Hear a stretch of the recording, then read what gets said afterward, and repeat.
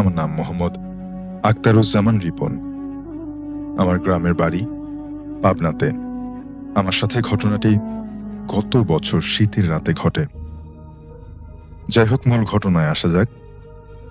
ভাইয়া, আমি পড়াশোনার পাশাপাশি একটা ছোট চাকরি করতাম। আমার সেমিস্টার ফাইনাল পরীক্ষা শেষ হলে আমার বসের কাছ থেকে ছুটি নিয়ে ওই রাতে বাসের টিকিট কেটে আব্বাকে ফোন দিই, এই ভেবে যে আমি বাড়ি আসছি। আব্বা জানতে চায় রাত কয়টার টিকিট কেটেছি। আমি বললাম যে রাত 10:30টার টিকিট কেটেছি।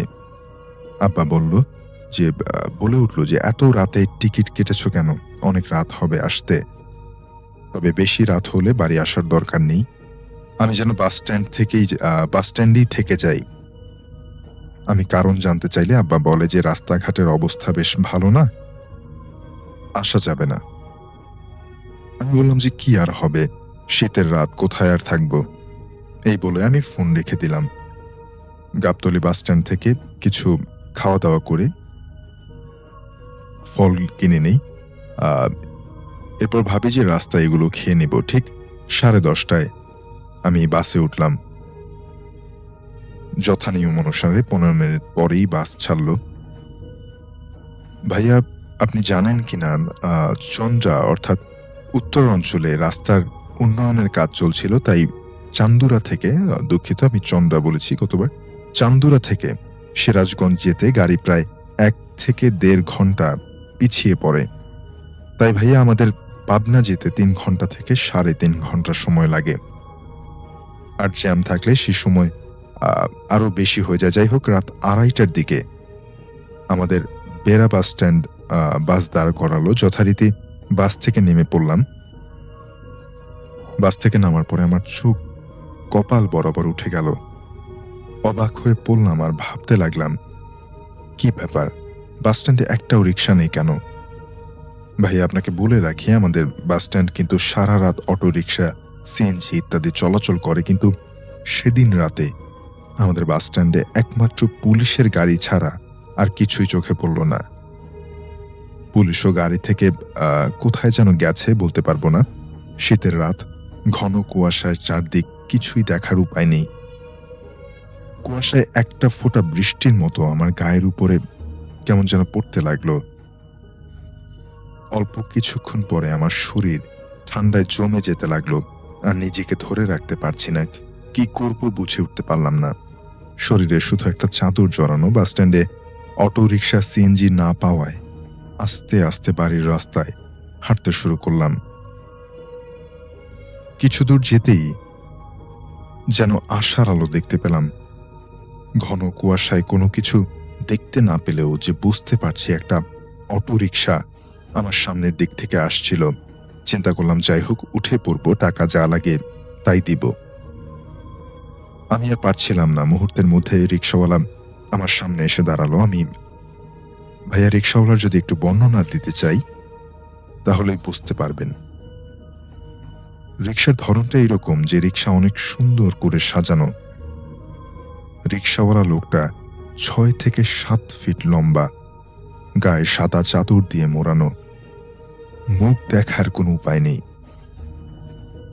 রিক্সাওয়ালা আমার সামনে রিক্সা দাঁড় করিয়ে ভারী কণ্ঠে আমাকে বলল, উঠে পড়েন, সময় নাই। আমি অবাক হয়ে উঠে পড়লাম। আমি কোথায় যাব? আমি কি আপনাকে একবারের জন্য বলেছি? রিক্সাওয়ালা বলে উঠল যে বলতে হবে কেন, আমি সব জানি। কথা না বাড়িয়ে আমি রিক্সায় উঠে পড়লাম।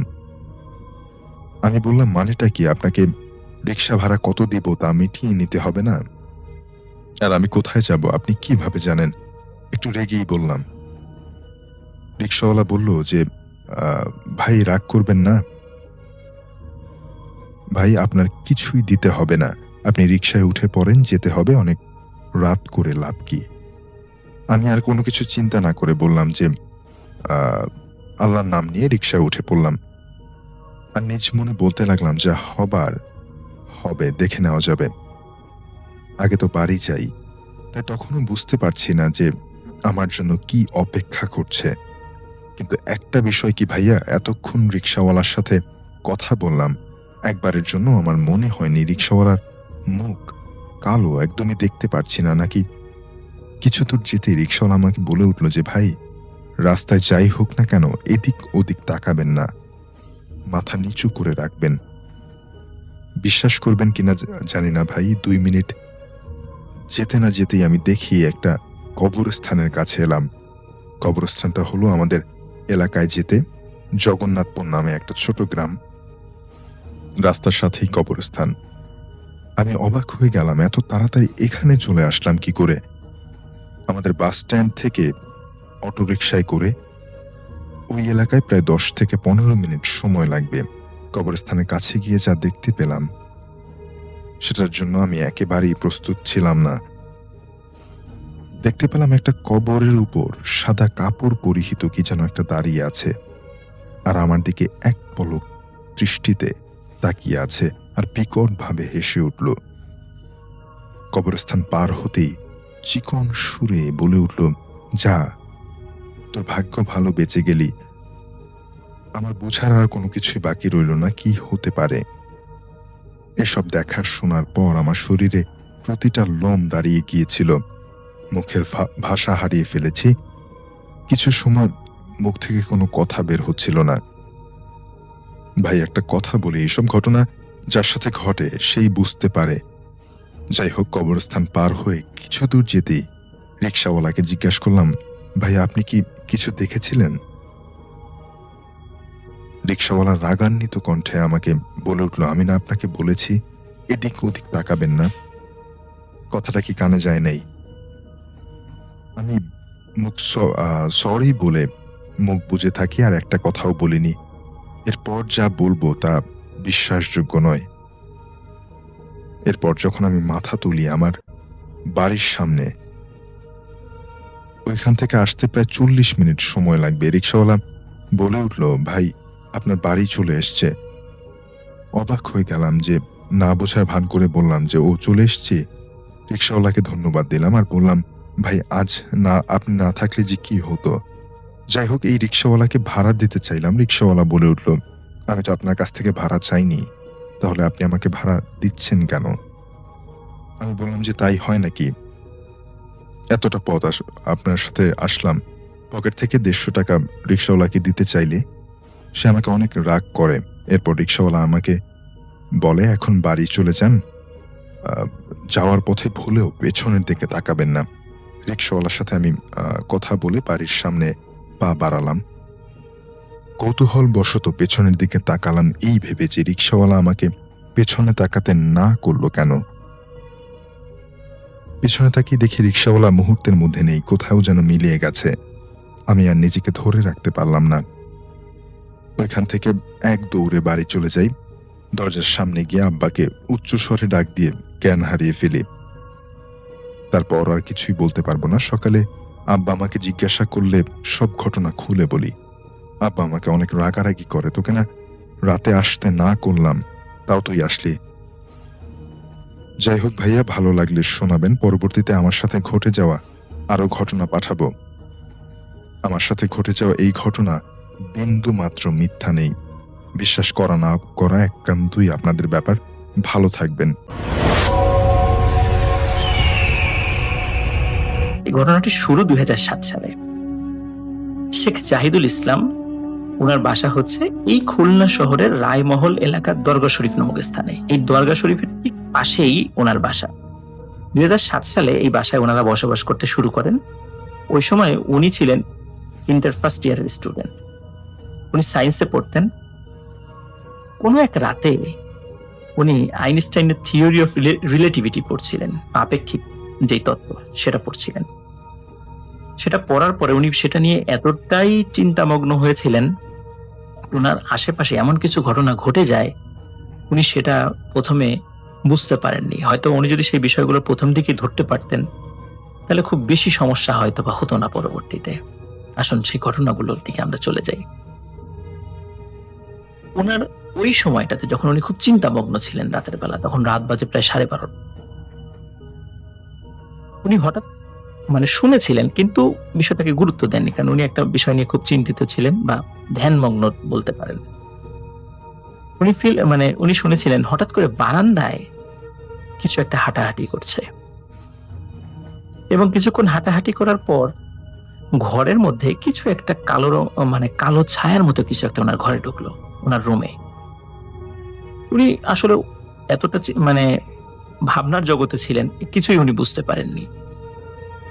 হঠাৎ উনি ফিল করলেন কে যেন তার কানের মধ্যে ফু দিচ্ছে, দীর্ঘ সময় ধরে ফু দিচ্ছে। ফার্স্টের দিকে উনি ভেবেছিলেন হয়তোবা জানালার সাইড থেকে বাতাস আসছে, কিন্তু উনি খেয়াল করলেন ওনার যেই কানটাতে মানে বাতাসটা লাগছে এবং কানের ভিতরে বাতাস পৌঁছে যাচ্ছে, সেই কানটা অন্য পাশে, জানালার পাশে না, অন্য দিকে। তাহলে এই বাতাসটা বা ফুটা কোথা থেকে আসছে? এবং একদম কানের ভেতরে আমরা যদি কাউকে ফু দিই, ঠিক যেরকম সহ সহ শব্দ অনুভূত হয় কানের ভেতরে, একদম পর্দায় গিয়ে যেটা মানে আঘাত লাগে, ঠিক সেমন মনে হচ্ছিল। উনি তখন চিন্তা করেন হয়তোবা একটা বিষয় নিয়ে দীর্ঘক্ষণ ধরে ভাবছেন, এই কারণে কোনো কারণে ওনার হয়তোবা হ্যালুসিনেশন বা এই টাইপের কোনো একটা মানে ফিলিংস তার মনে হয়েছে। এটা আসলে কিছু না, জাস্ট এতটুকুই উনি মনে করেছেন। এই দিনের মতো ঘটনা এখানেই শেষ। এই ঘটনা 2 দিন পরে ছিল শবে বরাত, আর শবে বরাতের 2 দিন পরে ঘটে যায় আরেকটি ভয়ঙ্কর ঘটনা। শবে বরাতের ঠিক 2 দিন পরে উনি রাতের বেলা খাওয়া দাওয়া করে আর একটু স্টাডি করে 12:30টার দিকে শুয়ে পড়েছেন। উনি সকালে উঠতেন, উঠে ফজরের নামাজ পড়তেন, এজন্য খুব বেশি রাতে উনি ঘুমাতেন না। উনি যখন 12:30টার দিকে শুয়ে পড়েছেন, মাত্র লাইট বন্ধ করে ডিম লাইটটা অন করে জাস্ট কেবল শুয়েছেন আর কি। শোবার সাথে সাথে হঠাৎ করে ওনার মনে হলো যে জানালা দিয়ে একটা বাতাস ঢুকলো। বাতাসে ওনার আনালার মানে যে আলনা ছিল, এই আলনার কাপড়গুলো একটু দুলে উঠলো, এবং এই বাতাসটি হঠাৎ করে ধবাস করে ওনার বুকের উপরে এসে লাগলো, এবং এমন ভারী মনে হচ্ছে ওনার বুকের উপরে কয়েক মণ ওজনের কোন একটি বোঝা চাপিয়ে দেওয়া হয়েছে। এবং এই হঠাৎ করে এরকম ভারী চাপ উনি অনুভূত হয়ে এমন জোরে একটা চিৎকার করেছেন, ওনার বাড়ির সকল সদস্য তো ওনার রুমে চলে এসেছে। শুধু তাই নয়, পাশে যে দরগা শরীফ ছিল, যে দরগা শরীফের কয়েকজন লোকও সেখানে চলে এসেছে, যে কি হয়েছে, এত জোরে চিৎকার কেন। সবাইকে উনি ঘটনাটি বলেন। যখনই লোকজন চলে এসেছে, সেই বুকের উপর থেকে সেই বোঝাটিও সরে গিয়েছে। উনি সবাইকে ঘটনাটি বলেন যে এই ঘটনা। সবাই বলে হয়তোবা তোমার বোবাই ধরেছিল। তখন উনি বলেন যে আমি তো ঘুমাই নাই, ঘুমালে নয় বোবাই ধরবে, কিন্তু আমি তো মাত্র শুয়েছি, তাহলে এই বোবাই ধরলো কিভাবে?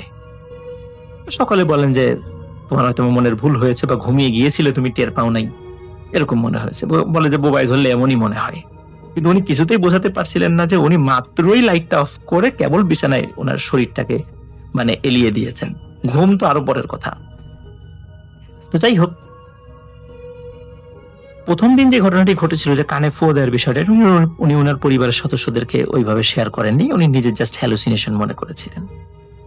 দ্বিতীয় ঘটনা যখন পরিবারের সদস্যরা জানলেন, পরিবারের সদস্যরা তখন ওইভাবে গুরুত্ব দেয়নি।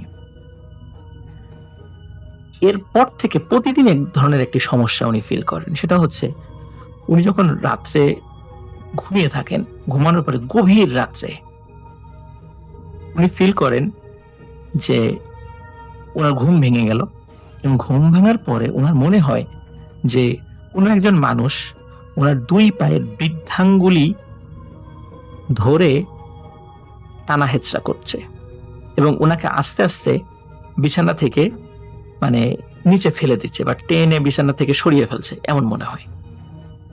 এবং উনি খেয়াল করেন ওনার মাথার নিচে বালিশ যেখানে ছিল, সে বালিশ সেখানে, বালিশের জায়গায় আছে, উনি সরে গেছেন অন্যদিকে, মানে উনি নিচ দিকে চলে আসছেন। এখন উনি চিন্তা করেন এটা তো হতেই পারে। কিন্তু এটা যখন প্রতিনিয়ত হচ্ছিল, যেমন উনি শুয়ে আছেন, ওনার শরীরের উপর চাদর ছিল, সেই চাদরটি বিছানার নিচে পড়ে আছে, ফ্লোরে পড়ে আছে, এটাও হতে পারে ফ্যানের বাতাসে বা যে কোনো কারণে সেটা হতে পারে। উনি ফার্স্টের দিকে এটা মনে করেছিলেন। কিন্তু এই যে ওনার 2 পায়ের বৃদ্ধাঙ্গুলিতে রাতের বেলা যে কোনো দুটো হাত ওনার 2 পায়ের বৃদ্ধাঙ্গুলি ধরে এই বৃদ্ধাঙ্গুলি টানাটানি করতো, এবং এই কারণে ঘুম ভেঙে যেত, এটা একটা প্রতিনিয়ত একটা ব্যাপার ছিল। এবং উনি যতক্ষণ রুমে লাইট জ্বালানো থাকতো ততক্ষণ পর্যন্ত উনি কিছুই দেখতেন না। তো একদিন বিরক্ত হয়ে উনি লাইটটা জ্বালান। লাইটটা জ্বালানোর পরে আশেপাশে খোঁজার চেষ্টা করেন, কি ব্যাপার, কি বিছানার নিচে খোঁজার চেষ্টা করেন, উনি কাউকে দেখেন না। পরে আবার লাইটটা বন্ধ করে দেন। লাইটটা বন্ধ করার পর উনি আবারও ফিল করেন হঠাৎ করে ওনার বুকের উপরে ধপাস করে কিছু একটা বসে পড়েছে। তখন কিন্তু উনি যেহেতু ঘুম থেকে একবার উঠেছেন আবার শুয়েছেন, তখন উনি আবার আয়াতুল কুরসি পড়া শুরু করেন। তখন তো উনি সেন্সে আসেন, উনি তো ঘুমায় যাননি। তখন আস্তে করে বুকের উপর দিকে ওটা সরে যায় এবং মনে হলো একটি ছায়ামূর্তি আবার ওনার বারান্দার দিকে চলে গেল এবং বিদঘুটে একটি হাসি, একটি নারী কণ্ঠের একটি হাসি হেসে চলে গেল। এই ঘটনার সাথে সাথে আরেকটি ঘটনা ওনার বাসায় ঘটতে থাকে। সেটা হচ্ছে ঠিক রাত 12টার পরে, মিড নাইটের পরে ওনার বাসার চালের উপরে হঠাৎ করে ধপাস করে একটা শব্দ হয় এবং চালের উপর দিয়ে কিছু হাঁটাহাঁটি করে। ওনারা শুরুর দিকে মনে করেছেন বিড়াল বা অন্য কিছু হতে পারে, কিন্তু এই জাহিদুল ইসলাম ভাই উনি স্পষ্টভাবে বুঝতে পারতেন এই কিছুক্ষণ হাঁটাহাঁটি করার পরে ওনার যে বারান্দা, এই বারান্দার কাছে এসে কিছু একটা জিনিস ধাপ করে নিচে নামতো। এই ধাপ করে নিচে নেমে একটি ছায়ামূর্তি ওনার ঘরের মধ্যে ঢুকতো, ঢুকে হাঁটাহাঁটি করতো, এই রুম থেকে ওই রুম, ওই রুম থেকে ওই রুম, এইভাবে হাঁটাহাঁটি করতো। এই ঘটনাটি শুধু উনিই দেখতেন, ওনার পরিবারের অন্য কোনো সদস্যরা দেখতো না। যার কারণে পরিবারের সদস্যরা ওনাকে দীর্ঘদিন ধরে ওনাকে বলেছিলেন এটা ওনার মনের ভুল।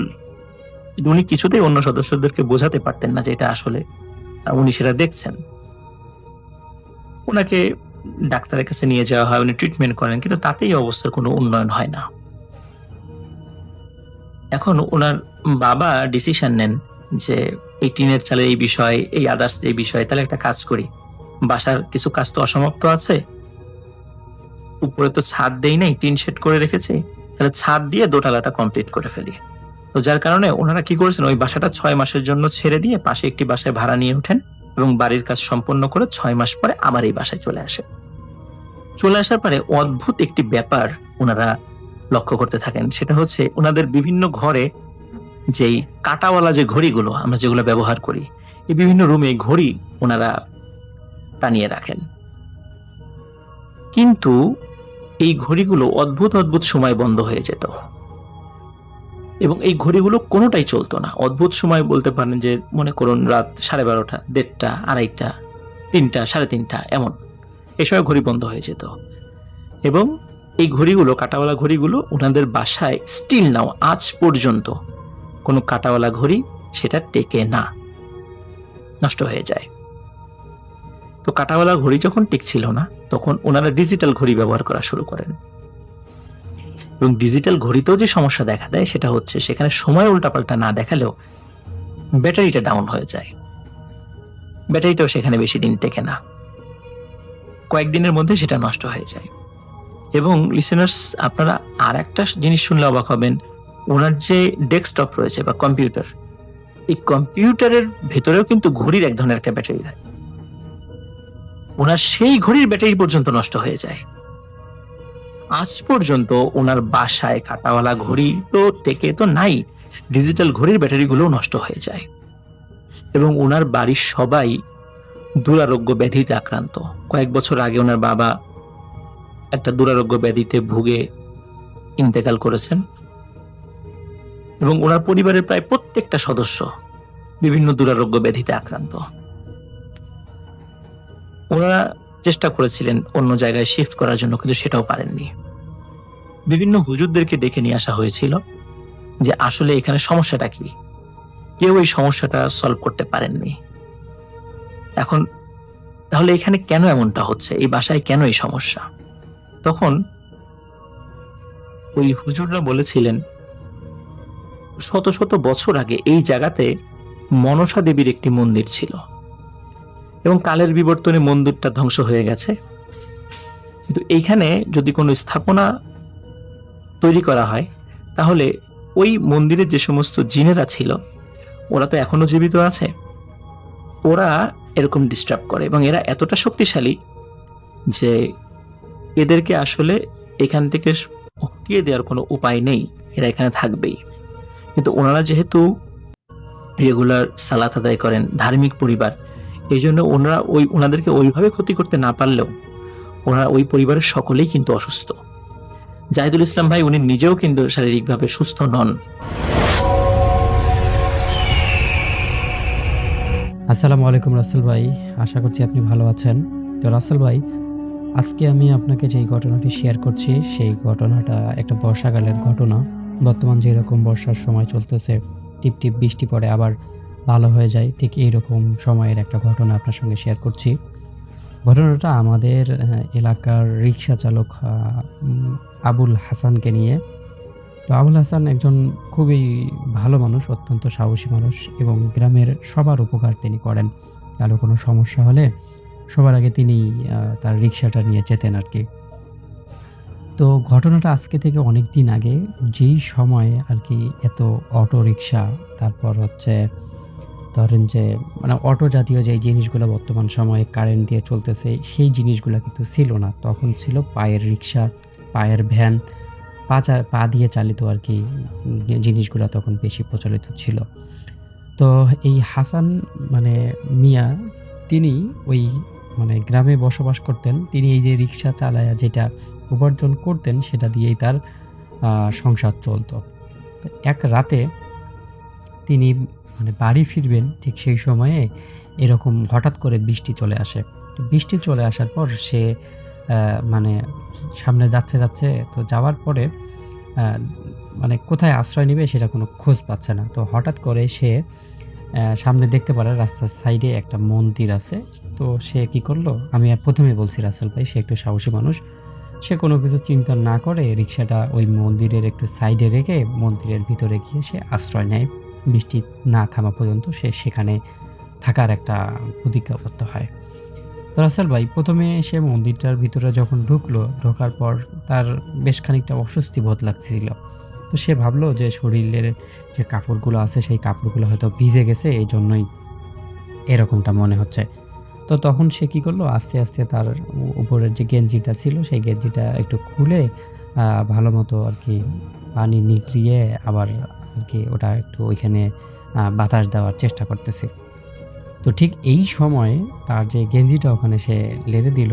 লেড়ে দেওয়ার পর তার শরীর কিন্তু এখন মানে শরীরে কাপড় নাই, লুঙ্গি পরা ছিল।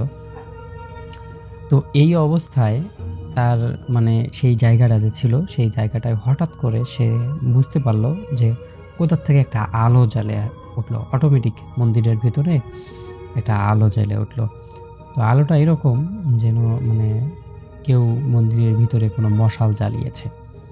তো হাসান মিয়া মানে মন্দিরের ভিতরে যেয়ে মানে দেখার চেষ্টা করল যে আসলে হঠাৎ করে কে মন্দিরে আসলো যে এত রাত্রে এরকম আলো জ্বালালো।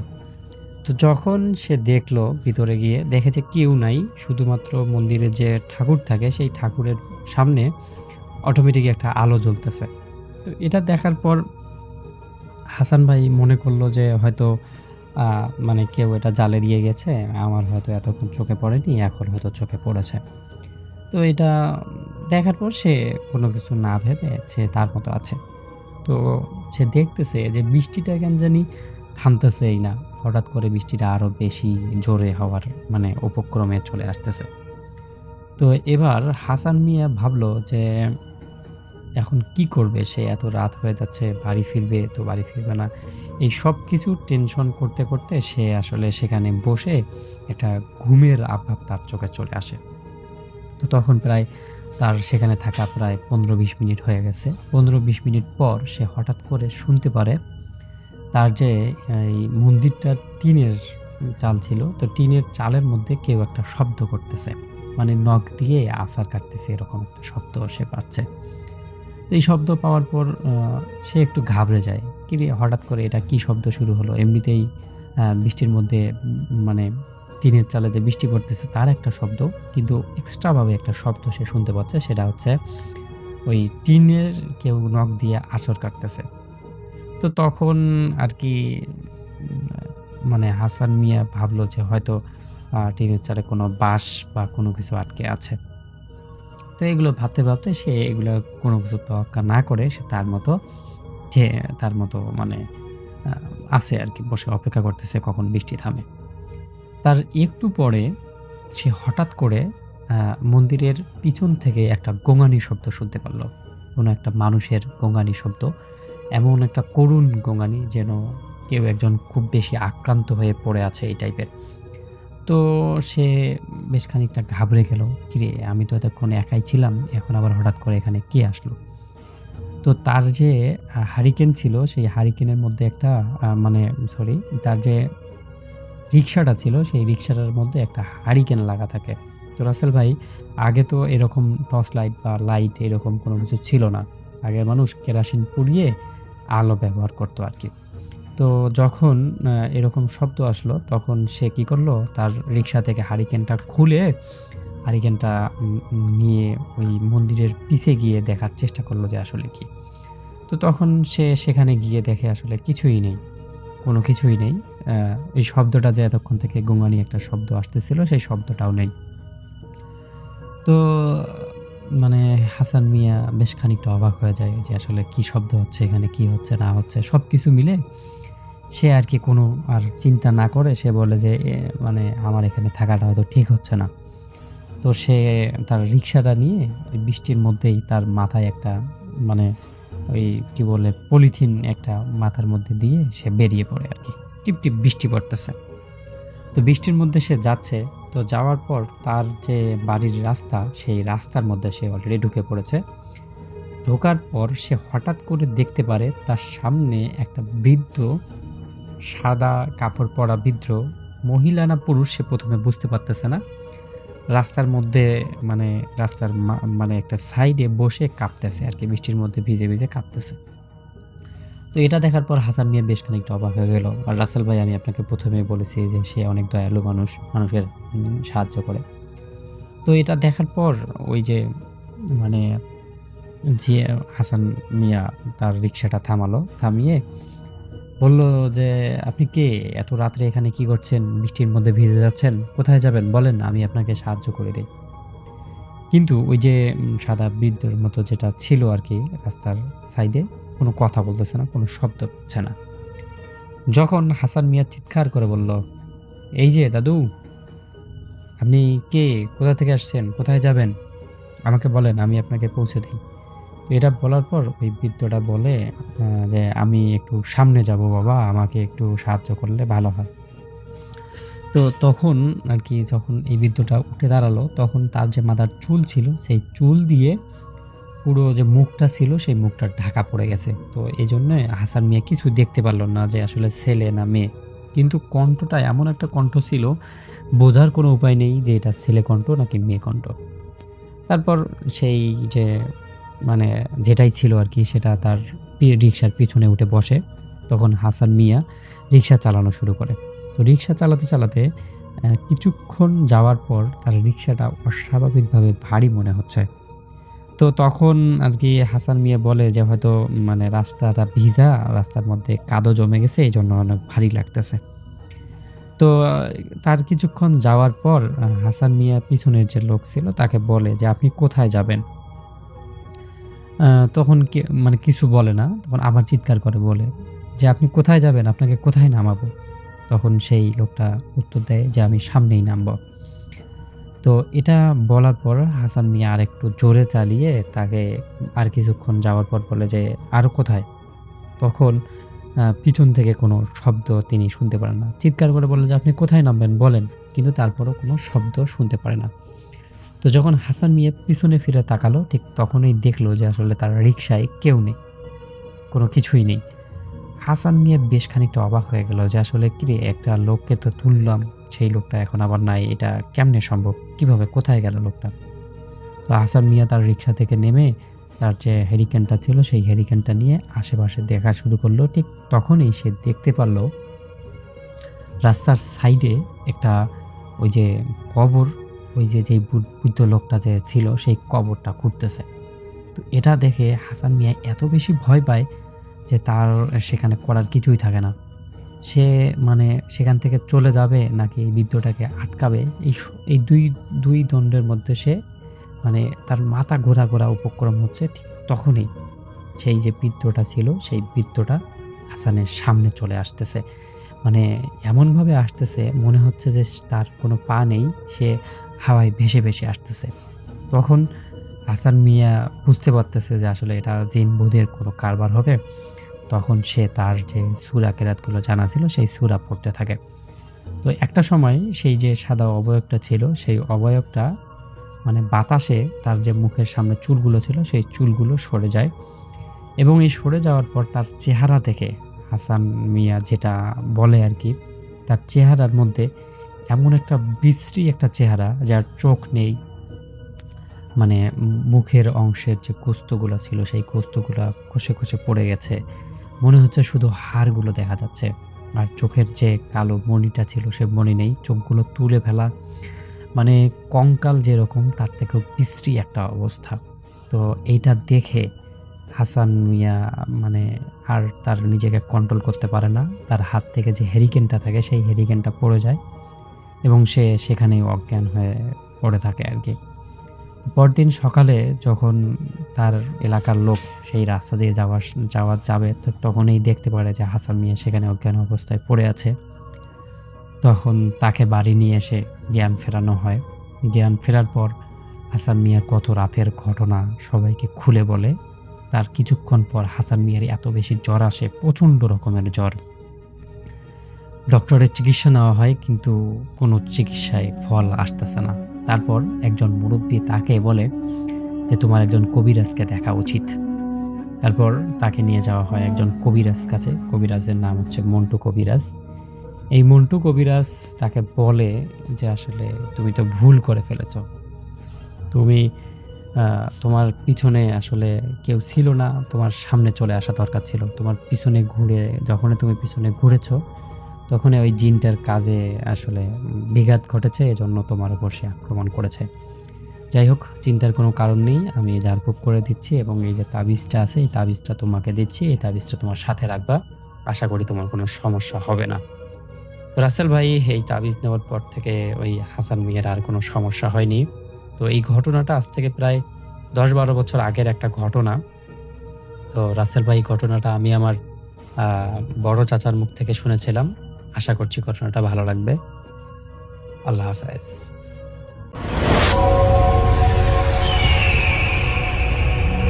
আসসালামু আলাইকুম ভাইয়া। ওয়ালাইকুম আসসালাম। আমি ফারজানুর রহমান, খুলনা থেকে। আমি আমার আম্মু এবং আব্বুর সাথে ঘটে যাওয়া একটা ঘটনা শেয়ার করব। ঘটনাটা ঘটে ২০১৩ সালে। তখন আমি ক্লাস 6-এ পড়ি। আমাদের নিজের বাড়ি নতুন করে করার জন্য আমরা একটা ভাড়া বাসায় উঠি। প্রথমে বাসাটার একটু বর্ণনা দিয়ে নিই। বাসাটার বেডরুম ছিল ৩টা, বিশাল এল আকৃতির বারান্দা, বাসায় বড় রান্নাঘর আর ওয়াশরুম। যে কোনো মানুষের পছন্দ হবে এমন একটা বাসা। যাই হোক, ঘটনায় আসি। আমরা মার্চ মাসে উঠি ওখানে। ঘটনা শুরু হয় তার ১ মাস পর থেকে। আর প্রথম আমার আম্মুর সাথে ঘটে ঘটনা। ওই দিন আব্বু তার ব্যবসার কাজের জন্য বাসায় আসতে দেরি করে রাত ১২:৩০ থেকে ১টা এমন সময়। রাত ১১টার সময় আমি ঘুমিয়ে যাই।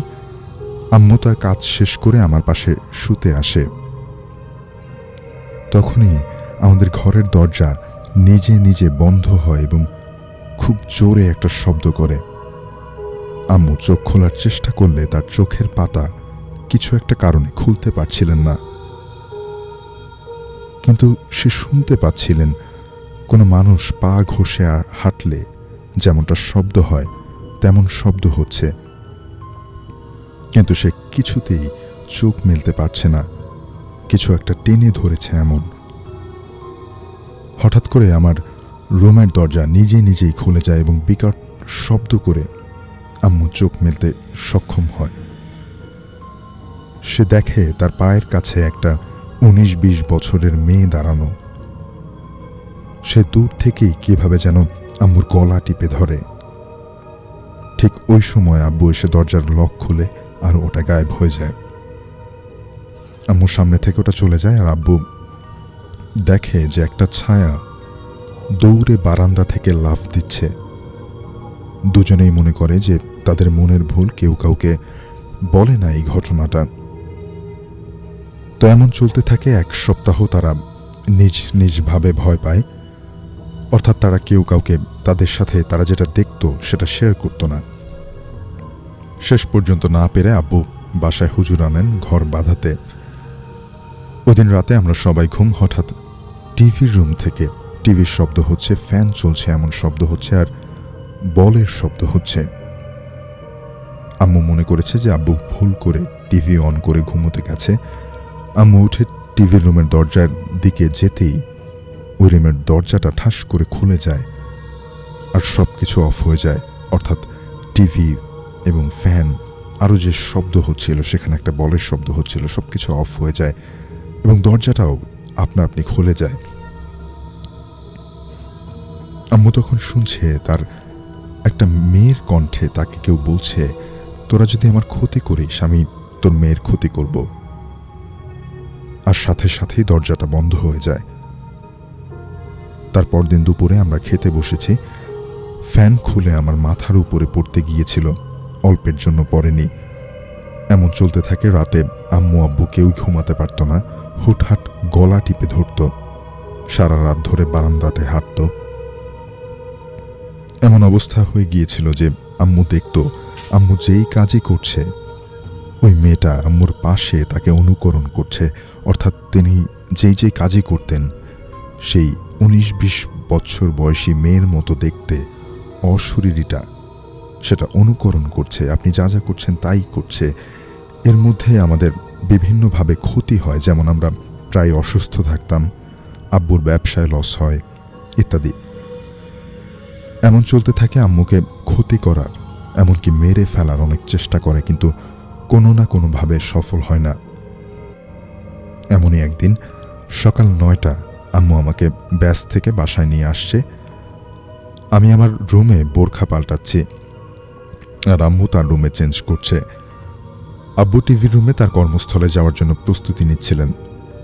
হঠাৎ কিছু একটা পড়ে যাওয়ার শব্দে আমার আম্মুর রুমে যাই। আমরা দুজনেই গিয়ে দেখি আম্মু মাটিতে সেন্সলেস অবস্থায় পড়ে আছে, তার বাম গালে একটা চরের দাগ আর রক্তে ভেসে যাচ্ছে। আম্মুর ট্রিটমেন্ট করা হয় আর প্রায় 7টা সেলাই লাগে এবং আম্মুকে জিজ্ঞাসা করলে সে বলে তাকে সামনে থেকে কিছু একটা ধাক্কা মারে। আমরা তারপর অতি দ্রুত বাসাটা পরিবর্তন করি। এবার আমার কথা বলি, আমি কিছুই দেখতাম না, কিন্তু অনুভব করতাম যে কিছু একটা আছে। আমরা 8 মাস ছিলাম ওই সময়টাতে। আমাদের জীবনে অনেক ঘটনা ঘটে গিয়েছে, অনেক কিছু হারিয়েছি আমরা।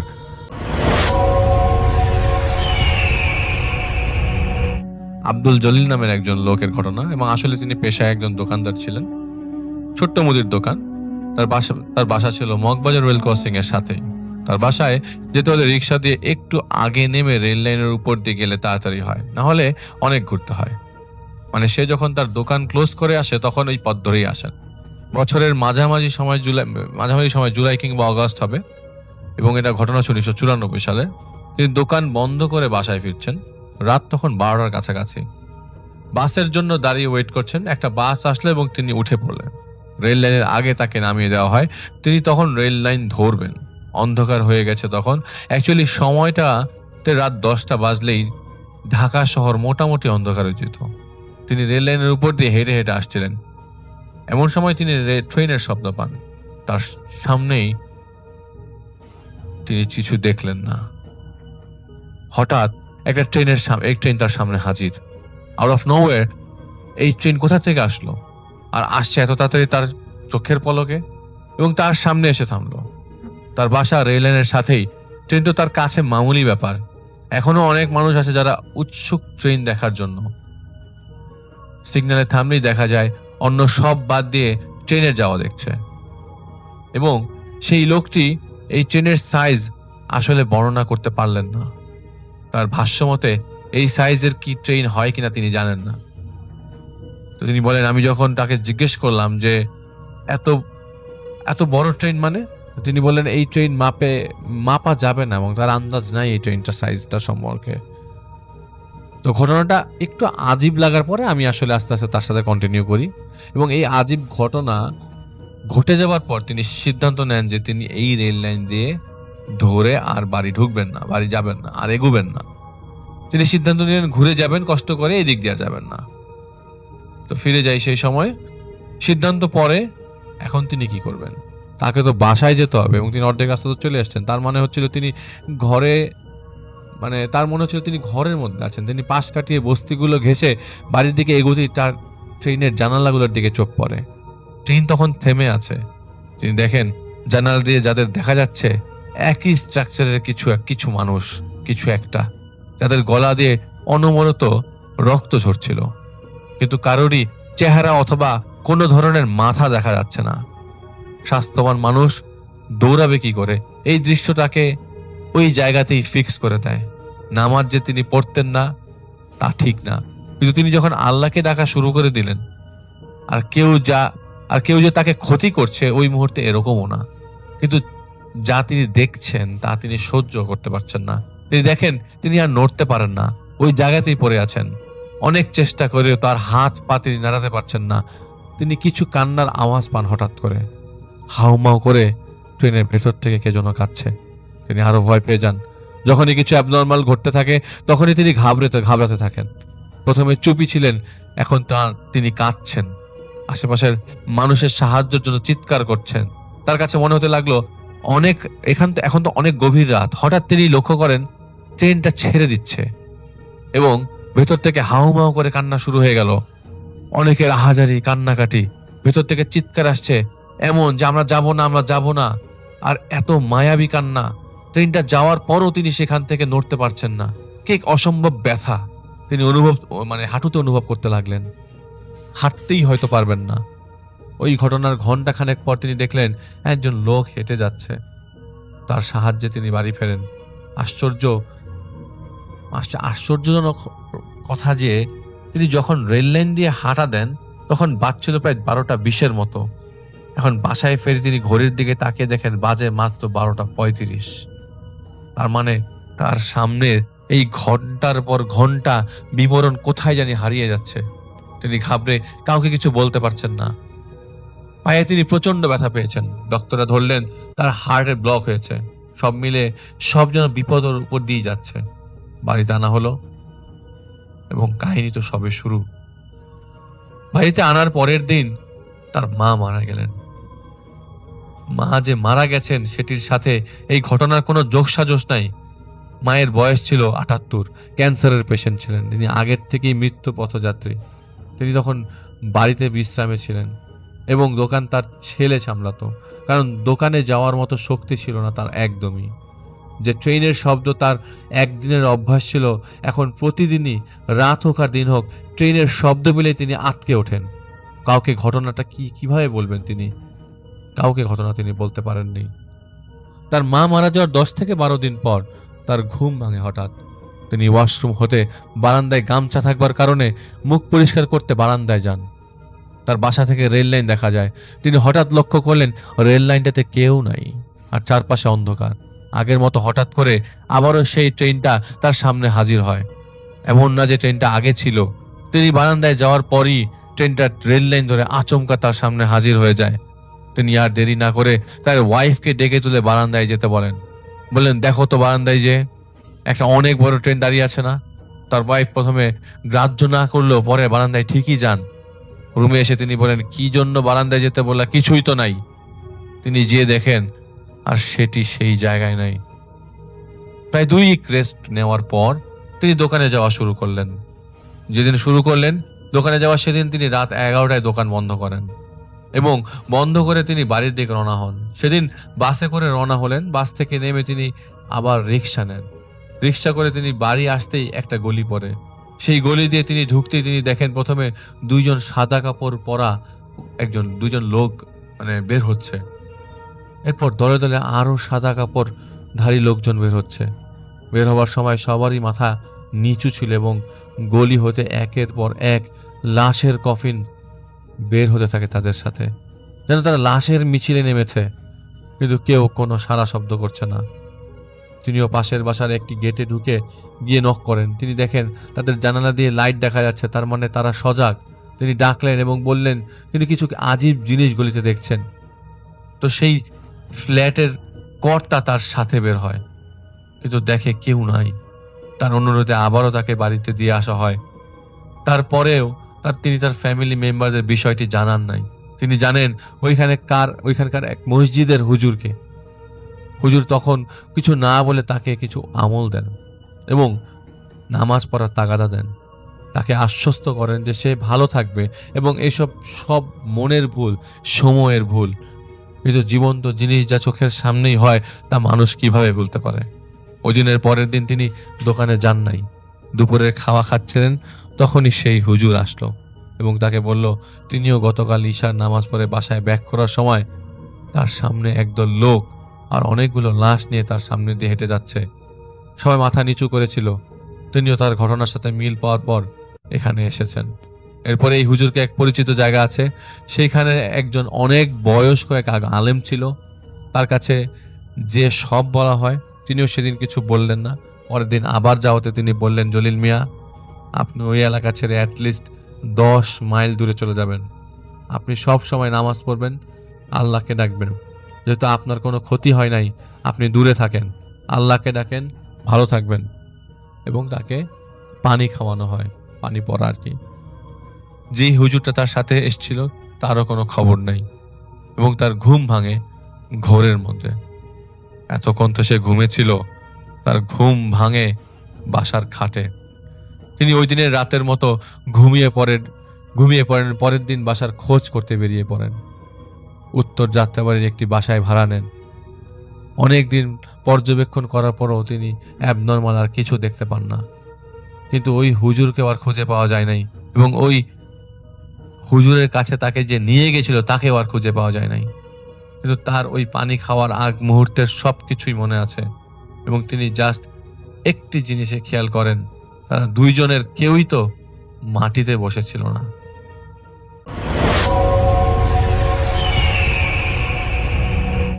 খুলনা শহরের রায়মহল এলাকার দরগা শরীফ নামক যে জায়গাটি আছে, সেই দরগা শরীফের পাশে একটি বাসা রয়েছে।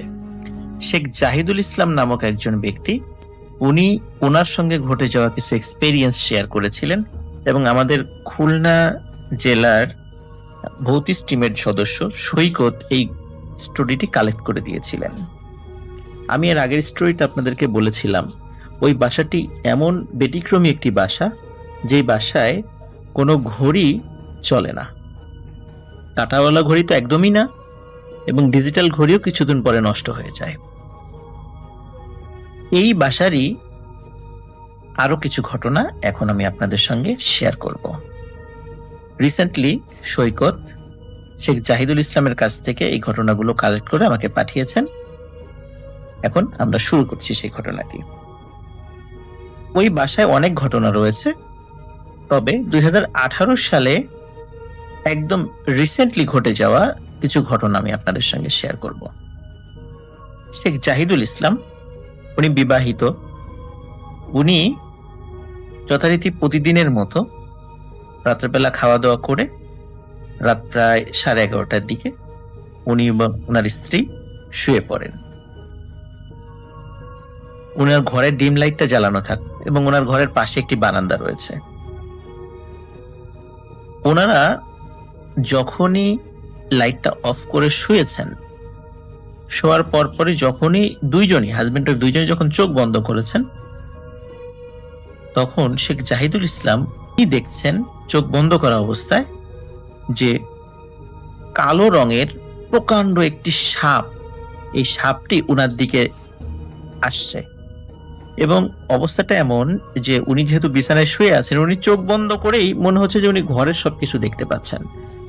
উনি চোখ বন্ধ করে উনি দেখতে পাচ্ছিলেন যে ওনার পায়ের দিকে কালো রঙের প্রকাণ্ড একটি সাপ। এবং এই সাপের একটা বিশেষ বৈশিষ্ট্য উনি লক্ষ্য করেন, এই সাপের কিন্তু 5টি মাথা রয়েছে। 5 মাথাওয়ালা একটি সাপ ওনার দিকে আস্তে আস্তে এগিয়ে আসছে। উনি এই দৃশ্য দেখার পরপরই ভয়ে ওনার স্ত্রীর হাত চেপে ধরেন চেপে ধরে উনি চিৎকার করে ওঠেন, ওদিকে ওনার পাশে শুয়ে থাকা স্ত্রী উনিও এই শেখ জাহিদুল ইসলামের হাত চেপে ধরে চিৎকার করে ওঠেন। তখন শেখ জাহিদুল ইসলাম ওনার স্ত্রীকে বলেন যে আমি এরকম এরকম দেখেছি। ওনার স্ত্রী বলে যে আমিও তো একই জিনিস দেখেছি। তো কথা বলতে বলতে ডিম লাইটের আলোতে সামনের দিকে তাকিয়ে দেখেন ওনারা একটু আগে চোখ বন্ধ করে যেটা দেখছিলেন সেই জিনিসটাই ওনাদের সামনে। প্রকাণ্ড একটি সাপ, কালো রঙের। এই কারণে বলছিলাম, ওনারা যখন চোখ বন্ধ করেছিলেন তখন রুমটা আলোকিত দেখছিলেন, কিন্তু আসলে তো রুমটা আলোকিত ছিল না, রুমটা ছিল ডিম লাইট। ডিম লাইটের আবসা আলো ছিল রুমে। কিন্তু যখন ওনারা দুজনই চোখ খুলে সামনের দিকে তাকান, দুজন একত্রে দেখেন যে একটু আগে চোখ বন্ধ করে কালো রঙের যে সাপটি দেখেছেন ঠিক ওই আবছা আলোয় স্পষ্ট দেখা যাচ্ছে সেই সাপটি 5 মাথাওয়ালা এবং সেটি তাদের দিকে তাকিয়ে আছে। এবং সাপটি কিন্তু অনেক বড়, ঠিক যেমন ফনা ধরে। আপনারা অনেক সময় এই ধরনের বহু মাথাওয়ালা সাপ দেখেছেন, অনেক সময় ছবিতে দেখেছেন। এটি কিন্তু বাস্তবে ওনাদের রুমের মধ্যে ওনারা দেখতে পান। যখন দুজনই চিৎকার চেঁচামেচি শুরু করেন তখনই ওনাদের সামনেই এই সাপটি ওনাদের বারান্দার দরজা দিয়ে বের হয়ে চলে যায়। এটি ছিল প্রথম দিনের ঘটনা। এরপরে আসি তার পরের দিন কি হলো। শেখ জাহিদুল ইসলাম উনি ওনার বাসায় ছোট্ট একটা কোচিং সেন্টার চালান, তো বিভিন্ন ব্যাচ ওনার রয়েছে। তো একদিন মানে এই ঘটনা ঠিক পরের দিন ওনার একটা ব্যাচের পড়া ছিল, কিন্তু ওই দিন বৃষ্টি হওয়ার কারণে স্টুডেন্ট কম এসেছিল, মাত্র 2 জন স্টুডেন্ট এসেছিল এবং তারা ছিল মেয়ে স্টুডেন্ট। ওখানে ওরা যেখানে বসে পড়তো সেখানে তারা ঢোকার পরেই তারা চিৎকার করে সেন্সলেস হয়ে যায় দুজনই। পরে বাসার অন্য সদস্যরা আসে, তাদেরকে একটু সেন্স ফেরানো হয়, জিজ্ঞেস করে কি হয়েছে। ওরা বলে যে তারা যখনই ওই রুমে এসে বসার পর হঠাৎ করে তারা দেখতে পায় দরজা দিয়ে জানালা দিয়ে বিভিন্ন জায়গা থেকে কিলবিল করে অসংখ্য সাপ রুমের মধ্যে ঢুকে পড়ছে এবং তাদেরকে আক্রমণ করার জন্য উদ্যত হচ্ছে। তখনই তারা নিশ্চিত মৃত্যু ভেবে চিৎকার দেয় এবং তারপরে তাদের কিছু আর মনে নেই। তো এই সাপের এই উপদ্রব, এই কাল্পনিক সাপের উপদ্রব যখন শুরু হয় তখন শেখ জাহিদুল ইসলাম ভাইয়ের আম্মা উনি ওনাদের গ্রামের বাড়ি থেকে একজন প্রবীণ বৃদ্ধা মহিলাকে নিয়ে আসেন। তিনি তান্ত্রিক গোছের একজন মহিলা। উনি ওনার বাসায় আসার সাথে সাথে উনি বলেন যে এই বাসায় কোনো সমস্যা রয়েছে। তখন উনি বলেন যে আমি দেখি সমস্যা সলভ করতে পারি কিনা। উনি ওনার একটা রিচুয়ালের মাধ্যমে উনি সেই কাজটা শুরু করেন। চতুর্দিকে কিছু একটা গোলাকার বৃত্ত এঁকে তার মধ্যে বসেন, অ্যাজ ইউজুয়াল আমরা সাধারণত যেগুলা দেখি আর কি। উনি যখন ওনার রিচুয়ালটা শুরু করেন হঠাৎ করে উনি মাটিতে শুয়ে ছটফট করতে থাকেন, বাবারে মরে গেলাম বাঁচাও, এরকম বলে ছটফট করতে থাকেন। কিছুক্ষণ পর উনি বলেন যে আমি আর এক সেকেন্ড এই বাসায় থাকবো না, এক্ষুনি বের হয়ে যাব। তাই বলে উনি কোনো মতে উঠে ওনার প্রয়োজনীয় জিনিস যেগুলো নিয়ে এসেছেন সেগুলো নিয়ে দৌড় দিয়ে উনি বাসার বাইরে চলে যান। তখন উনি স্বাভাবিক হন। তখন ওনাকে জিজ্ঞেস করে কি হয়েছে, বলে যখনই আমি রিচুয়াল করতে শুরু করেছি তখন আমি দেখি ভয়ঙ্কর আকৃতির কালো রঙের একটি সাপ যার অনেকগুলো মাথা আছে সরাসরি এসে আমার পায়ে কামড় দিয়েছে এবং আমি ছটফট করছিলাম এবং তখন ওই সাপটি বলছিল যে আর কখনো এখানে আসবি না। তখন আমি কোনো মতে পরিমরি করে যে বাইরে চলে এসেছি, সুতরাং এইখানে আমি আর কখনো আসবো না, তোমরাও যত দ্রুত পারো বাসাটি ছেড়ে দাও। এই ঘটনাটি এখানেই শেষ নয়। শেখ জাহিদুল ইসলামের ভাইয়ের বাসায় যদি কোনো আত্মীয় স্বজন আসতে যায়, বিশেষ করে রাতের বেলা, তখন ঘটে আর এক ধরনের ঘটনা। এমন একটি ঘটনা আমি বলছি। শেখ জাহিদুল ইসলামের মামা উনি একদিন আসছিলেন, কারণ যেহেতু ওই বাসাটা খুব বেশি আগের করা না, 2007 সাল থেকে ওনারা থাকা শুরু করেছেন এবং তখন থেকেই সমস্যাগুলো সৃষ্টি হচ্ছে এবং টুকিটাকি সমস্যা সবসময় লেগেই থাকে। তো ওনার মামা একদিন আসছিলেন, ওনার বাসায় আসার আগে বাসার কাছে একটা কবরস্থান রয়েছে, সেই কবরস্থানের পাশ দিয়ে আসতে গেলে ছোট্ট একটা কালভার্টের মতো রয়েছে, এই কালভার্টটা পার হয়ে আসতে হয়। ওনার মামা আসছিলেন, আসার পথে দেখেন যে ছোট্ট একটা বাচ্চা এই কালভার্টের পাশে দাঁড়িয়ে আছে এবং সে বাচ্চারা যেভাবে কাঁদে সেভাবে কাঁদছে। তার মামা জিজ্ঞেস করেন, খোকা তোমার কি হয়েছে, কোথায় বাসা তোমার? তখন তার মামা খেয়াল করেন সে কোনো কথা বলে না। কয়েকবার জিজ্ঞেস করার পরও সে যখন কোনো উত্তর দেয় না, তখন উনি লক্ষ্য করেন যে ওই বাচ্চা ছেলেটি তার দিকে তাকালো এবং তার চোখ স্বাভাবিক মানুষ থেকে কিন্তু অনেক বড়। যখন তার দিকে তাকানোর পর তার মামার বুঝতে আর বাকি রইল না যে উনি একটা বড় ধরনের বিপদে পড়েছেন। উনি যেটি করেন, যেহেতু ওনার পেছন দিকে যাওয়ার কোনো ওয়ে ছিল না, উনি তো যেহেতু ওনার বোনের বাসাতেই যাবেন, অন্য কোনো বাসা তো উনি চেনেন না আশেপাশে, তখন উনি ওই বাচ্চাটির সামনে দিয়ে ওনার বোনের বাসার দিকে দৌড় দেন এবং উনি দৌড় দেওয়ার সময় বারবার পেছনেও লক্ষ্য করছিলেন এবং উনি দেখছিলেন ওই বাচ্চাটিও তার পেছনে পেছনে দৌড়ে আসছে। দৌড়ে আসতে আসতে যখন উনি ওনার বোনের বাসার কাছে চলে এসেছেন, যখন দরবার শরীফের ঠিক একদম ওখানে চলে এসেছেন, তখন লক্ষ্য করেন ওই বাচ্চাটি আর নেই। কিন্তু স্বাভাবিকভাবেই ওনার একদম কানের কাছে ফিসফিস করে একটা আওয়াজ আসে। ফিসফিস করে আওয়াজটা এমন ছিল, আর কখনো এদিকে আসবি না। কিন্তু এর পরেও উনি এসেছেন একাধিকবার, কিন্তু দিনের বেলা এসেছেন। রাতের বেলা ওই বাসায় যদি কোনো গেস্ট আসে, তারা কিন্তু কোনো না কোনো সমস্যায় পড়বেন, এমনই একটি বিষয় ওখানে হয়ে দাঁড়িয়েছে এবং ওনারা অত্যন্ত কষ্টের মধ্যে ওই বাসায় জীবনযাপন করছেন।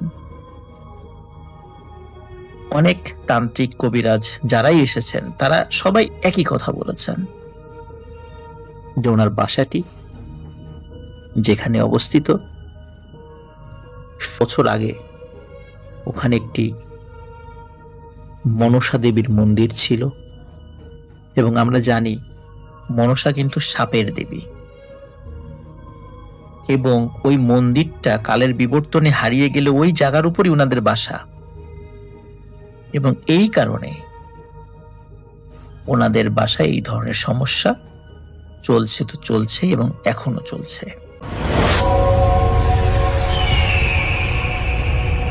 আসসালামু আলাইকুম রাসেল ভাই, আশা করছি আপনি ভালো আছেন। তো রাসেল ভাই, আজকে আমি আপনার সঙ্গে একটি ঘটনা শেয়ার করছি, বর্ষার রাতের একটি ঘটনা। তো ঘটনাটি আমার একটা ফ্রেন্ড আমাকে পাঠিয়েছে, তো সে যেভাবে লিখেছে আমাকে, আমি সেভাবেই পড়ার চেষ্টা করছি। শহরের পুরাতন অংশে রিক্সা চালাতো সালাম নামের এক বয়স্ক লোক। বয়স প্রায় 40-এর কাছাকাছি। রাতে সাধারণত রিক্সা তিনি একদমই চালাতেন না, কারণ সবাই বলতো এই যে শহরের যে পুরনো একটা হসপিটাল আছে, সেই হসপিটাল আর কবরস্থানের মাঝখানের রাস্তাটা ভালো না। বিভিন্ন সময় বিভিন্ন রকমের ঘটনা, বিভিন্ন সময় বিভিন্ন রকমের অদ্ভুত জিনিস, অদ্ভুত কর্মকাণ্ড এখানে হয়ে থাকে। তো এক রাতের ঘটনা, যেই রাতের ঘটনা, রাত প্রায় 1টা, টানা বৃষ্টির পর শহরের রাস্তাগুলো একদমই ফাঁকা, শুধু দূরে রাস্তার বাতি কেঁপে কেঁপে জ্বলতেছে। রাসেল ভাই, হয়তো একটা বিষয় সবাই আমরা জানি যে রাতে যখন বৃষ্টি হয়, বৃষ্টি হওয়ার পর কিন্তু ওই যে ল্যাম্পপোস্টগুলো অনেক খারাপ হয়ে যায় এবং তার আলোগুলো কিন্তু একটু মিটি জ্বলে। যে যাই হোক, এই যে সালাম মিয়া ছিল, সেই সালাম মিয়ার সেই পরের দিন তার কিস্তি ছিল, কিস্তির জন্য তার টাকা দরকার। তো এজন্য সে এই রাত ১টার সময় বেরিয়েছে রাত্রের কোনো ভাড়া মারার জন্য। আর রাসেল ভাই সাধারণত শহরে বা গ্রামে যেখানেই বলেন না কেন রাত্রের ভাড়া কিন্তু একটু বেশি হয়। যাই হোক, তো তিনি ভাবলেন যে এই হাসপাতালের রোডটাতে যাওয়া যাক। কারণ হাসপাতাল থেকে রোগী কিন্তু সচরাচর হাসপাতালে সবসময় মানুষ থাকে, সো সেইখানে হয়তো ২-১টা মানুষ-টানুষ পাবো। তো তিনি ওই হাসপাতাল রোডে যখন যাচ্ছিলেন, হঠাৎ করে হাসপাতালের সামনে এসে দেখে সাদা কাপড় পরা একটা ভদ্রমহিলা দাঁড়িয়ে আছে। মাথায় কালো ঘোমটা। বৃষ্টির মধ্যে দাঁড়িয়ে থাকলেও তার গায়ে এক ফোঁটাও পানি পড়ছে না। এরপর এই যে সালাম মিয়া ধীরে, ধীরে সেই মহিলাটার পাশ দিয়ে যাচ্ছে, তখন মহিলাটা ধীরে, ধীরে বলল, "ভাই, আমাকে একটু কবরস্থানের পাশের ওই পুরাতন বাড়িটাতে নিয়ে যাবেন?" তখন সালাম মিয়ার বুকটা একদম কেঁপে ওঠে। জায়গাটার নাম শুনলেই মানুষের যেখানে ভয় লাগে, সেখানে সালাম মিয়া কিভাবে যাবে? তিনি বললেন যে, "না, ওই দিকটায় যাব না, আপনি অন্য দিকে গেলে আমি যাইতে পারবো।" তখন সেই মহিলা বলল যে, "ভাই সমস্যা নাই, আমিও জানি সেখানে ভয় পায় মানুষ, কিন্তু আমি আপনাকে অনেক বেশি টাকা দিব। কারণ আমার সেখানে যাওয়া অনেক বেশি প্রয়োজন।" তো বেশি টাকা শুনে সালাম মিয়া একটু মানে খুশি হলো এবং বলল যে, "আচ্ছা ঠিক আছে, যা হয় হবে, চলেন।" এরপর মহিলাটা রিক্সার মধ্যে উঠল। তারপর মানে মহিলার রিক্সার মধ্যে ওঠার পর তিনি গাড়ি টান দেওয়া শুরু করলো। গাড়িটা কিছুক্ষণ যাওয়ার পর সালাম মিয়া টের পেল যে রিক্সাটা কেন জানি অস্বাভাবিক ভারী হয়ে গেছে। যেন একজন না, অনেক মানুষ উঠে বসেছে তার রিক্সায়। তার যাই হোক, কি আর করা, মানুষকে তো আর বলা যায় না যে আপনার ওজন বেশি। সে ধীরে, ধীরে রিক্সা চালাতে থাকলো। চারপাশে কুয়াশা এত বেশি সেদিন ছিল, মানে বর্ষাকাল কিন্তু কুয়াশা হচ্ছে আরকি, এরকম অবস্থা। তো হঠাৎ করে রাস্তার কুরুষ মানে কুকুর যেগুলো ছিল আরকি, সেগুলা ঘেউ, ঘেউ করা শুরু করলো। মানে এমন একটা অবস্থা, মানে তার পরিবেশ তাকে বলছে যে, "সালাম মিয়া, সামনে যেও না, তোমার বিপদ আছে", এরকম আরকি। তো তার কিছুক্ষণ পরে সালাম মিয়া খেয়াল করলো যে রিক্সার পেছন থেকে কেউ কট, কট, কট, কট শব্দ করতেছে আরকি। মানে কিছু একটা ভাঙতেছে বা কিছু একটা লাগতেছে রাস্তার সাথে, এরকম। তো এটা মানে যখন হলো, তখন সে ভয় পেয়ে তার যে রিক্সার পিছনে মানে তাকাবে যে কি হচ্ছে, ঠিক তখনই ভদ্রমহিলা ঠান্ডা গলায় বলল, "পিছনে তাকাবেন না।" তো এই পিছনে তাকাবেন না এটা শোনার পর সালাম মিয়া এত বেশি ভয় পেয়ে গেল যে আসলে কিরে, কি হলো? আমি পিছনে তাকাবো না মানে? আমার রিক্সায় কি হয়েছে সেটা তো আমি দেখব। এবং তার পিছন থেকে বলল যে, "আপনি দ্রুত চালাতে থাকেন। আমি আরেকটু সামনে গিয়েই নেমে যাব।" কিন্তু আ কিছু দূর যাওয়ার পর হঠাৎ রাস্তার মাঝখানে বিদ্যুৎ এমন জোরে চমকালো এবং এই চমকানোর ফলে যে সেই যে আলো আসলো, সেই আলোয় সালামের রিকশার ছায়া দেখতে পেল। দেখতে পারল যে তার নিজের ছায়া আছে, রিকশার ছায়াও আছে। কিন্তু পিছনে বসা যে মহিলাটা আছে, সেই মহিলার কোনো ছায়া তিনি দেখতে পারলেন না। যে সালামের হাতে যে মানে এটা দেখার পর এত বেশি কাঁপতে শুরু করলো, সে রিকশাটা আরকি কন্ট্রোল করতে পারতেছে না। হঠাৎ সে টের পেল তার কানের কাছে কেউ ফিসফিস করে বলতেছে, "আমি ৩ দিন আগে এই হাসপাতালে মারা গিয়েছি। আমাকে কেউ এখনো সংস্করণ করেনি।" কিন্তু কথাটা আসলো পিছন থেকে না সামন থেকে না তার মানে বাম ডান থেকে, ঠিক তার মানে কোনো কিছু বুঝতে পারতেছে না। কিন্তু সে এতটুকু বুঝতে পারছে যে কথাটা তার কাছে স্পষ্ট। এবার সালাম মিয়া আতঙ্কিত হয়ে পিছনের দিকে তাকিয়েই ফেলল। আর তাকাতেই তার বুকের রক্ত একদম হিম হয়ে গেল। কারণ সে দেখতে পারল তার রিকশার পিছনে কোনো মানুষ নেই। সেখানে বসা আছে একটা সাদা কাপড়ে মোড়া লাশ। মানে এমন একটা অবস্থা দেখে সালাম মিয়া কোনো কিছুই ভাবতে পারতেছে না। তো তারপর সে হঠাৎ করে দেখে যে লাশটার যে কাপড়টা আছে, কাপড়টা একটু সরিয়ে মুখটা দেখা যাচ্ছে। মুখে কালো চোখ আর ঠোঁট ছিঁড়ে একটা ভয়ানক হাসি আসতেছে সেই লাশটা। লাশটা ধীরে, ধীরে অটোমেটিক্যালি নড়াচড়া শুরু করলো এবং ধীরে, ধীরে তার মাথাটা তুলে তাকালো। তারপর কর্কশ গলায় বলল, "আরেকটু সামনে গেলেই আমার কবর।" এটা শোনার পর সালাম মিয়া চিৎকার করে রিকশা ফেলে সজোরে দৌড় দিল, কিন্তু কোথাও একটা হোঁচট খেয়ে তিনি পড়ে গেল মাটিতে এবং সেখানেই তিনি অজ্ঞান হয়ে পড়ে যায়। কিন্তু তার যে মানে পরিবারের লোকজন বা তাকে যে খোঁজখবর করবে এরকম কেউ আর কি আসতেছিল না, বা তিনি সেখানেই পড়েছিলেন সারা রাত। পরদিন সকালে তাকে কয়েকজন মানুষ সেখান থেকে উদ্ধার করে এবং তার রিকশাটা দেখতে পারে যে তার যে কবরস্থানটা আছে সেই কবরস্থানটার পাশে রিকশাটা ঠিকমতোই ঠিক জায়গায় ছিল। এগুলো দেখার পর মানুষ সালাম মিয়াকে জিজ্ঞাসা করে যে, "কি হয়েছে তোমার সাথে?" তো তিনি গত রাতের ঘটনা সবাইকে বলেন। তারপর সবাই বলে যে, "সালাম, তুমি তো জানোই যে এই রাস্তার মধ্যে বিভিন্ন সময় বিভিন্ন রকমের ঘটনা ঘটে। তারপরেও কেন তুমি রাত্রেবেলা আসলে?" তো এই সমস্ত কিছু শোনার পর তিনি আসলে তার ভুল বুঝতে পারে। তো তারপর থেকে আর কোনোদিন তার সাথে এরকম ঘটনা ঘটেনি।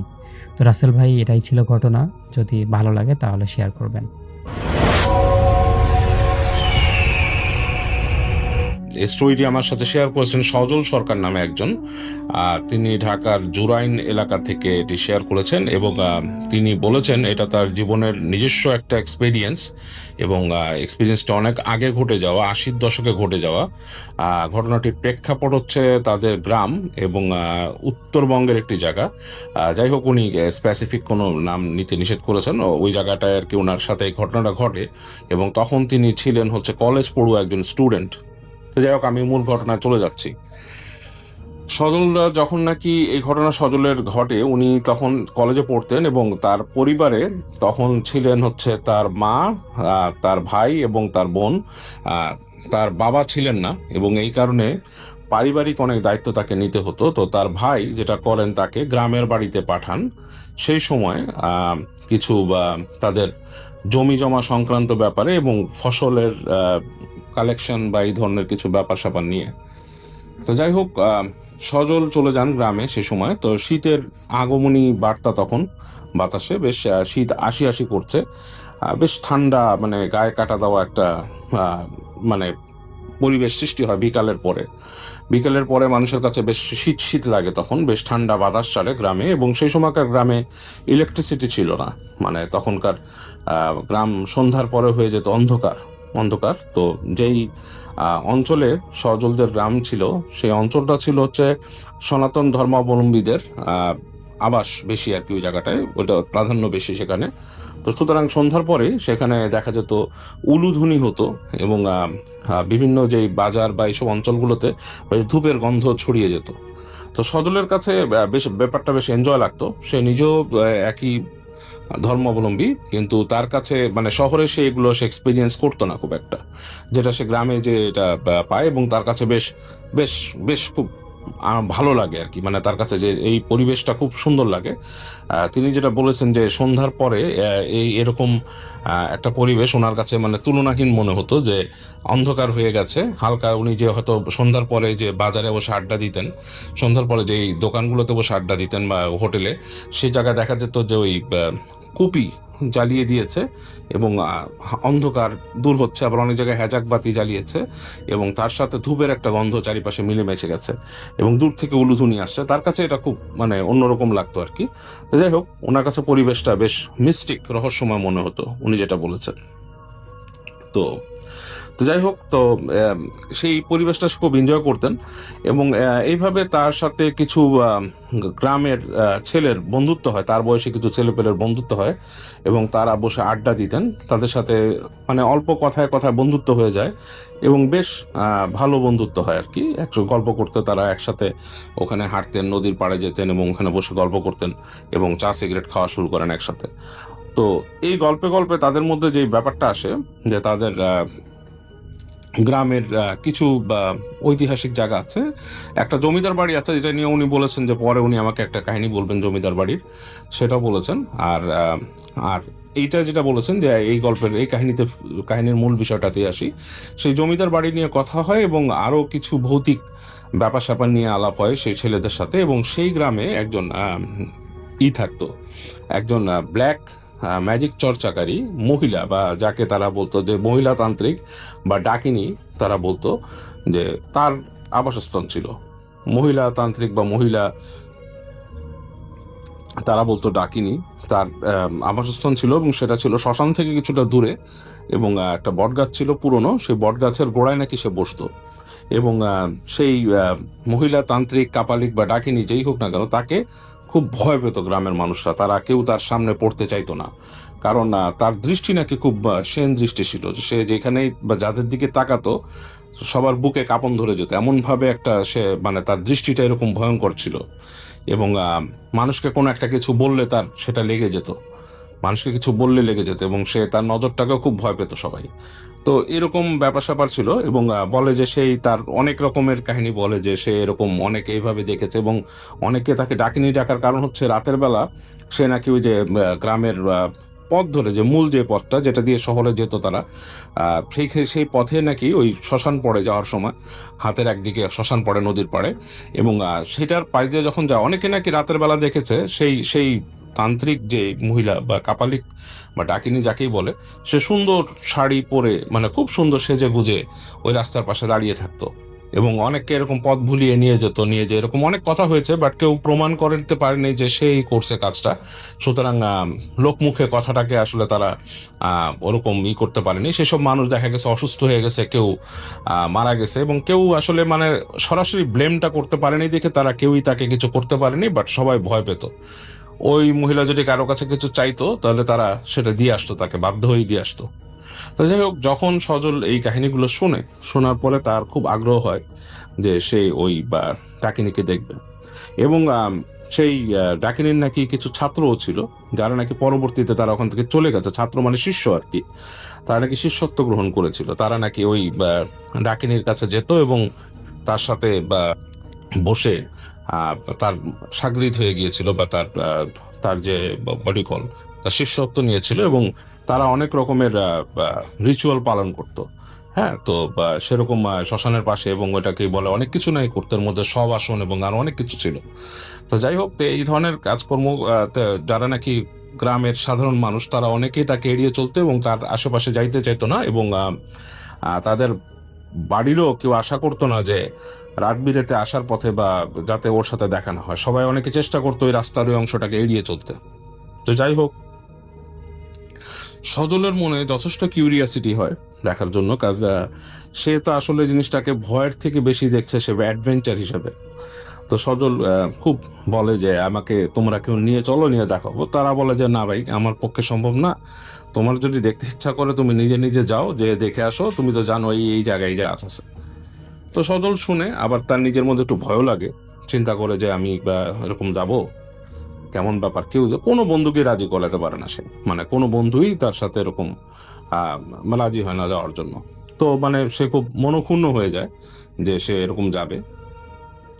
তো এরকম ভাবে দুই একদিন চলে যায়, তো সে কিন্তু ওই জিনিসটা মাথা থেকে ফেলতে পারে না। সে তার মাথার মধ্যে ওই কিউরিয়াসিটি থেকেই যায় যে সে কিভাবে ওই জায়গায় যাবে। তো একদিন সেটা একটা কাজ করে, তার সাথে আরেকটা ছেলের পরিচয় হয়, তার নাম ইকবাল। তো ইকবাল হচ্ছে ঠিক ওই গ্রামে থাকে না, সে ওই গ্রামের কলেজ একটা ছিল, সে কলেজে এসে পড়তো, বাট সে পাশের গ্রাম থেকে আসতো, দিক থেকে নদী পার হয়ে আসতো। তো ইকবালের সাথে তার ভালো মানে ফ্রেন্ডশিপ হয়। তো ইকবালকে সে বলে যে এরকম এরকম শুনছি। তো ইকবাল মোটামুটি তার সাথে কিউরিয়াস থাকে, তো ইকবালকে বলে যে চলো যাই আমরা এই জায়গায়। তো ইকবাল বলে ঠিক আছে। তো ওই দিন দুপুরবেলা ওই সজল বেশ ওয়েট করে থাকে ইকবালের যখন ক্লাস শেষ হবে। তো এরকম ক্লাস শেষ হতে হতে দুপুর 2টা-3টা বেজে যায়। তো এই সময় ইকবালকে সে বলে যে চলো যাই। ঠিক আছে চলো। তো ইকবালকে নিয়ে সে হাঁটা দেয় ওই রাস্তা দিয়ে, সে ওই বটগাছের কাছে যাওয়ার জন্য। তো যখন যাচ্ছে ভর দুপুর থেকে বিকাল 3টা মানে 3টার পরে, তখন হচ্ছে যে আপনার বেলা গড়িয়ে গেছে, হেঁটে হেঁটে যাচ্ছে। তো বেশ গল্প করতে করতে যাচ্ছে, গ্রামের রাস্তা বেশ ভালোই লাগছে তাদের। তো একটা জায়গায় যে জায়গা থেকে বাঁক নেবে আর কি, বাঁক নিয়ে নাকি সোজা চলে যাবে, সোজা যে ওইদিকে মানে একটা কর্নারের মধ্যে পড়ছে গাছটা, আর তার পাশে নদীর পাশে শ্মশান, তো ওই জায়গাটায়। তো যখন নাকি বাঁক নিয়ে আরো হাঁটছে, তখন হঠাৎ করে তারা খেয়াল করলো যে এর আগে তো রাস্তা মানে ক্ষেতের পাশে দিয়ে একটা বাড়ি ঘর দেখছে, মানুষ দেখছে, গাছ ছিল এরকম। যখন নাকি বাঘটা নিয়ে আরো সামনে যাচ্ছে, এরপর শুধু ক্ষেত দিচ্ছে আর কিছু না। তো এক সময় দূর থেকে নজরে পড়ে সেই গাছটা, বিশাল ঝাঁকড়া একটা বট গাছ, এবং দূর থেকে দেখা যাচ্ছে শ্মশান গাছের কিছু অংশ এবং শ্মশান ঘাটের কিছু অংশ, এবং তখন বেলা গড়িয়ে গেছে, আলোটা মনে করেন যে পড়ছে ওই সেই শ্মশান ঘাটের পাশে নদীর যে পাড়টা, সেখানে হালকা করে আলো পড়ছে, এবং কেমন জানি একটা, মানে এটা সুন্দর কোনো সিন না, এটা একটা কেমন জানি একটা ভয়ঙ্করত্ব একটা তৈরি হয়েছে এই মানে পড়ন্ত বেলায় সেই জায়গাটা। ইকবাল নাকি ওখানে দাঁড়িয়ে তাকে বলে যে সজল, দাঁড়াও দাঁড়াও দাঁড়াও, তুমি কি এখনো যাবা নাকি? তুমি ঠিক করছো? জায়গাটা আসলে ভালো না, আমি নিজেও শুনছি, আমি আসলে মনে হয় না যাওয়াটা আমাদের ঠিক হবে। ইকবাল তাকে বলে যে আসো তুমি আসলে তুমি আর আমি ধূমপান করি, তারপরে চিন্তা ভাবনা করি। তো এরকম তাকে অফার করে। তো সে ইকবাল সাথে দাঁড়ায় বলে, ধুর মিয়া, তুমি আমাকে নিয়ে আসছো, তুমি আসছো আমার সাথে, বলছো তুমি যাবা, এখন তুমি পিছায় গেলে কি আর কেমন হয়? তো এই কথা বলে ইকবাল বলে আচ্ছা ঠিক আছে চলো। তো আরেকটু হেঁটে যায়, তারপর একটু যাওয়ার পরে কেন জানি ইকবাল বেঁকে বসে বলে, সজল আমি যাব না, তুমি গেলে যাও। তা এই নিয়ে তার সাথে বেশ ঝগড়া হয়ে যায় ইকবালের, মানে তর্ক বিতর্ক থেকে ঝগড়া হয়ে যায়। সে বলে, দাঁড় বেটা যা, তোরা ভিতর ডিম, এটা সেটা অনেক কিছু বলে ইকবালকে বলে, সে বলে যা তুই যা, লাগবো না তোরা, এরকম বলে সে হাঁটা দেয়। তো হেঁটে হেঁটে সে যাচ্ছে, সে হঠাৎ করে দাঁড়ায় থেকে অনেক দূর খেয়াল করে যে ইকবাল চলে যাচ্ছে। ইকবালও বারবার ফিরে ফিরে তাকায়, কিন্তু ইকবালও রাগ করছে, কারণ তাদের মধ্যে বেশ ঝগড়া হয়ে গেছে। তো এক সময় সে দেখে যে ইকবাল মানে আর সে দেখে অনেক দূরে চলে গেছে, আর না, তো সে ফিরে না এসে হেঁটে সে ওদিকেই হাঁটা দেয় ওই যে সেই গাছের দিকেই, এবং হাঁটতে হাঁটতে সে কাছে আসছে, এবং আস্তে আস্তে আস্তে গাছটা বড় হচ্ছে, এবং এর মধ্যে বেলাও পড়ছে। তো বাই দ্য টাইম সে ঠিক রাস্তার শেষ মাথায় আসে, রাস্তার পাশে আসে আর কি, যেখান থেকে তার নিচে নামতে হবে ঢাল, তখন কিন্তু সূর্য বেশ পড়ে গেছে, মানে বেশ মানে বিকেলটা বেশ গড়িয়ে গেছে, এবং তখন আর ওই গাছের কাছে আর আলো পৌঁছাচ্ছে না। আলোটা সরাসরি যে পড়তেছে আপনার নদীর ওই পারে, মানে নদীর যে অপর পাশটা, সেই পাশটাতে যে পড়তেছে, এই পাশে ছায়া হয়ে গেছে, এবং বেশ ছায়ার মধ্যে গাছের যে অংশটা, সেইখানে ছায়া পড়ে আরো ছায়া লাগতেছে, মনে হচ্ছে গাছের নিচে অন্ধকার। তো সজলের একবার মনের মধ্যে একটু শিরশির করে ওঠে, কেমন যেন একটা অশুভ অনুভূতি তার হয়। সে তারপরও তার যেহেতু কিউরিয়াসিটি অনেক, সে আস্তে আস্তে হেঁটে হেঁটে নামে রাস্তা থেকে, নেমে যেই ওই গাছের দিকে যে যাওয়ার যে একটা আইলের মতো আসছে, সে আইল দিয়ে সে যেতে থাকে, এবং সে খেয়াল করে যে আশেপাশে কেউ নেই, মানে তার পাশের যে ল্যান্ডটা সেটা হচ্ছে ব্যারেন, পুরা ফাঁকা, সেখানে কিন্তু কোনো মানুষজন নাই, এবং কোনো এমনও না যে কোনো গরু ছাগল চড়তেছে, তাও না। একটু কেমন অস্বস্তি লাগা শুরু করে, এবং দূরে সে বুঝতে পারে যে ওটা যে শ্মশান, এবং কয়দিন আগে যে ওখানে পোড়ানো হয়েছে, সেখানে সেগুলোর কিছু আলামত রয়ে গেছে ওই জায়গাগুলোতে, এবং সে দেখতেছে যে আচ্ছা নদীর ঠিক মাঝামাঝির ওই পাশ থেকে আলোটা পড়ছে, এবং ঢেউটা আসতেছে এদিকে, বেশ ছায়া, এবং সে হেঁটে হেঁটে হেঁটে হেঁটে আস্তে আস্তে যাচ্ছে আরো অন্ধকার ছায়ার দিকে গাছটা, এর মধ্যে কিন্তু বেলা পড়ে যাচ্ছে, খুব দ্রুতই বেলা পড়তেছে সামহাও। তো যখন সজল হেঁটে হেঁটে ঠিক গাছের নিচে চলে আসলো, ছায়াটা পুরো, তো সে দেখছে বেশ কেমন একটা ঠান্ডা অনুভূতি, গাছ থেকে অনেক ঝুড়ি নামছে, কিন্তু কাউকে দেখছে না সে গাছের কাছে, নিচটা অন্ধকার, ছায়া অন্ধকার, এবং কেউ নাই, বেলা পড়ে যাচ্ছে, পাখি ডাকতেছে কিছু, হ্যাঁ মানে কিছু পাখির ডাক শুনছে সে, বা বেলা পড়ে যাওয়ার সাথে সাথে পাখি ডাকা শুরু করে, কিছু এরকম পাখি ডাকছে, এবং কেউ নাই, এবং মানে তার কাছে কেমন অস্বস্তি লাগা শুরু করে যে আসলে আমি আসলাম কিছু না। সে আস্তে করে হেঁটে, বটগাছটা বেশ মোটা, রেডিয়াসটা বেশ মোটা, গাছটার বেড় হবে প্রায় কত অনেক মোটা হবে, মানে প্রায় 1 কাঠা 2 কাঠা জায়গার মতো বেশ মোটা এই গাছটা, মানে আমি জাস্ট একটা আন্দাজে বললাম। তো ও তাকায় দেখে মোটা মোটা ঝুড়ি নামছে, এবং গাছটার উপরের দিকে ডালগুলো দেখা যাচ্ছে না, অন্ধকার হয়ে গেছে। তো হেঁটে হেঁটে গাছটাকে যখন নাকি সে মানে ঘুরে আরেক পাশে আসে, হঠাৎ করে সে দেখে গাছের ফাঁক দিয়ে একটা মুখ বের হয়, মুখটা হচ্ছে একটা শিয়ালের মুখ, এবং অন্ধকারের মধ্যে অতটুকু অন্ধকারে শিয়ালের চোখ দুটো জ্বলছে, এবং সে তখন তার বুকের মধ্যে ধক করে ওঠে, এবং দেখে শিয়ালটা হা করছে, এবং এই অন্ধকারের মধ্যে সে দেখে যে এক সারি দাঁত, মানে সাদা সদন্ত সহ, ক্যানাইন সহ সাদা দাঁত দেখতে পায়, এবং কেমন একটা শব্দ করে ওঠে শিয়ালটা মুখের ভেতর থেকে। সে তখন ভয় পেয়ে যায়, মানে জিনিসটা এরকম যে শিয়ালটা তার উপর লাফ দিবে, এরকম একটাই। শিয়াল কিন্তু মানুষকে দেখলে এইভাবে আসে না, আনলেস শিয়াল দলগতভাবে থাকে, এবং মানে রাতের বেলা কাউকে অ্যাটাক করার সময় এরকম দলগতভাবে থাকে, এইভাবে একটা শিয়াল এইভাবে আসে না। এবং শিয়ালটাকে পুরো সে দেখতে পাচ্ছে না, মাথাটা দেখছে ইটা পিছনে, এবং শিয়ালটা তাকে দেখে মানে কেমন খ্যাক খ্যাক মানে একটা করে উঠতেছে আর কি, সাউন্ড করতেছে এরকম। তো শেয়াল ওর ভেতরে তখন মানে বুকের মধ্যে একটা ভয় লেগে ওঠে যে কি করবে, সে মানে খুব ভয় পেয়ে যায়। এই সময় সে একটা মানে ফ্যাঁস ফ্যাঁসে গলা শুনে, মানে কেমন একটা ফ্যাঁস ফ্যাঁসে গলা, আর একটা হাত দেখে, একটা হাত শিয়ালটার মাথার উপরে এরকম রাখলো এবং দেখে একটা মেয়ের হাত, মানে একটা নারীর হাত। হাতের মধ্যে কিছু লাইক লতা টাইপের পেঁচানো, হাতে পেঁচিয়ে ব্রেসলেটের মতো পরা, বলে কি জানি বলে ফ্যাস ফ্যাস করে শিয়ালটাকে। দেখা যায় শিয়ালটার সাথে সাথে মাথা নিচু করে, একদম নিচু করে ফেলে। তো দেখে যে এক নারী মূর্তি বেরোলো শিয়ালের পেছন থেকে। সে দেখতে চেহারার আদলটা খুব সুন্দর, বেশ সুশ্রী একটা চেহারা, কিন্তু তার চোখ দুটো কালো, মানে কাজল বা কালি দেওয়া চোখের মধ্যে, বেশ বেশ মানে গভীর করে কালি দেওয়া চোখ দুটো বেশ ভয়ঙ্কর লাগছে তার কাছে। এবং চুলগুলো এলোমেলো, মানে জট পাকানো ঠিক না, এলোমেলো লালচে হয়ে আছে কেমন যেন, মানে মানে জিনিসটা খুব মানে মানে ভয়ানক। মানে মহিলাটার চেহারা মোটেই বিদঘুটে না, বাট চেহারার মধ্যে একটা ভয়ঙ্করত্ব আছে। তার দিকে তাকে একটা হাসি দেয় এবং সেই হাসিটাতে তার পিলে চমকে যায়, খুব জোরে না, জাস্ট দাঁত বের করে একটা হাসি দেয়। তাকে বলে যে কেন এসছো এখানে, খুব শান্ত গলায়, কেন আসছো? তো সজল মানে থতমত খেয়ে তারপরে সে মন শক্ত করে বলে যে আমি আপনার সাথে দেখা করতে আসছি, আপনার কথা শুনছি আমি এখানে, যে এখানে আপনি সাধনা করেন, তা আমি তো শহর থেকে আসছি, আমি সাধনা সম্বন্ধে খুব আগ্রহী, আমি শুনতে চাই।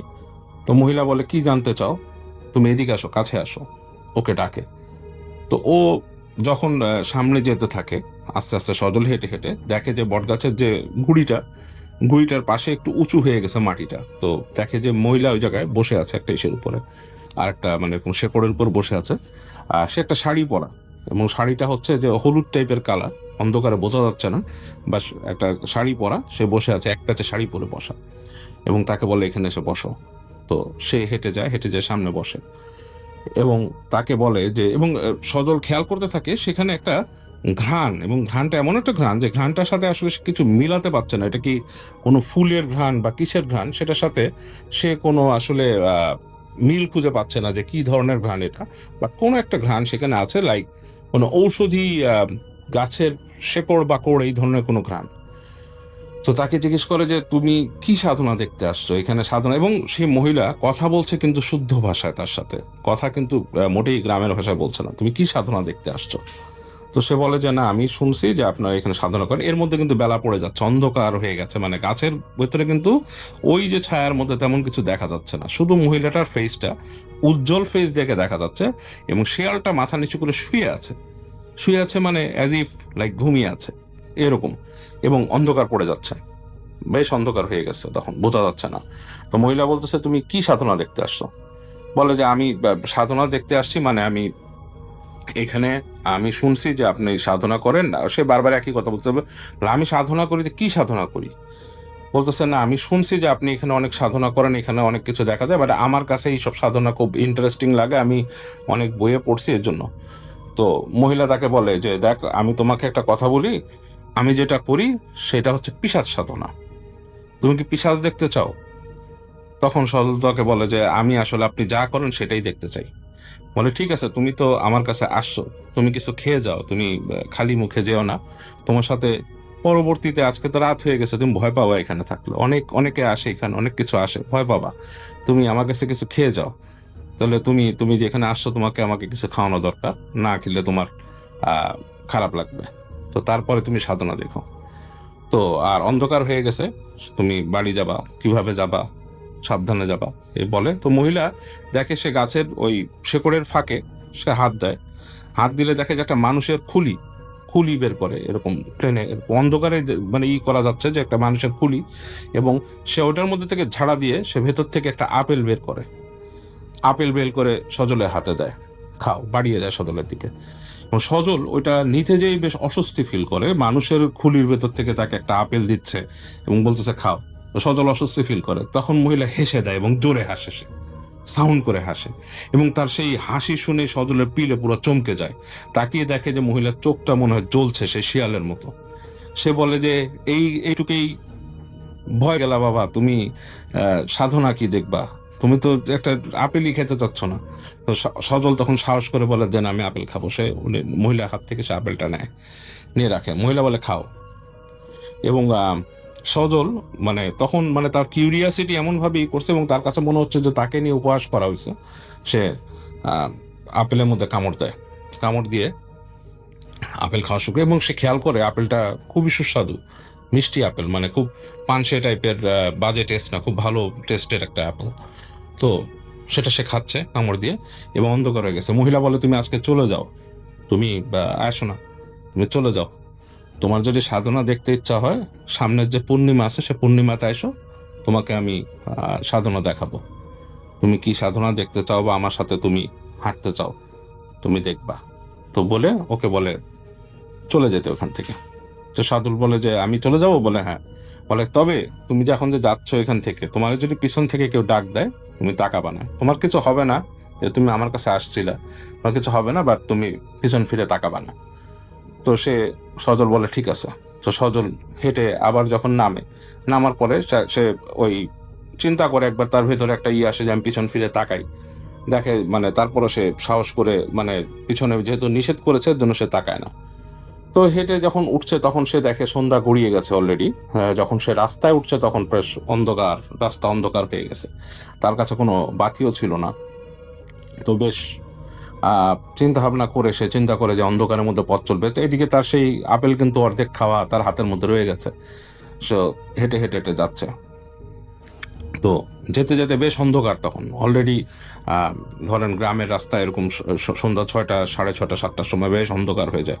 এর মধ্যে সে দূর থেকেও কিন্তু কোনো মানুষের সারা শব্দও পায়নি, অন্ধকার রাস্তা দিয়ে যাচ্ছে।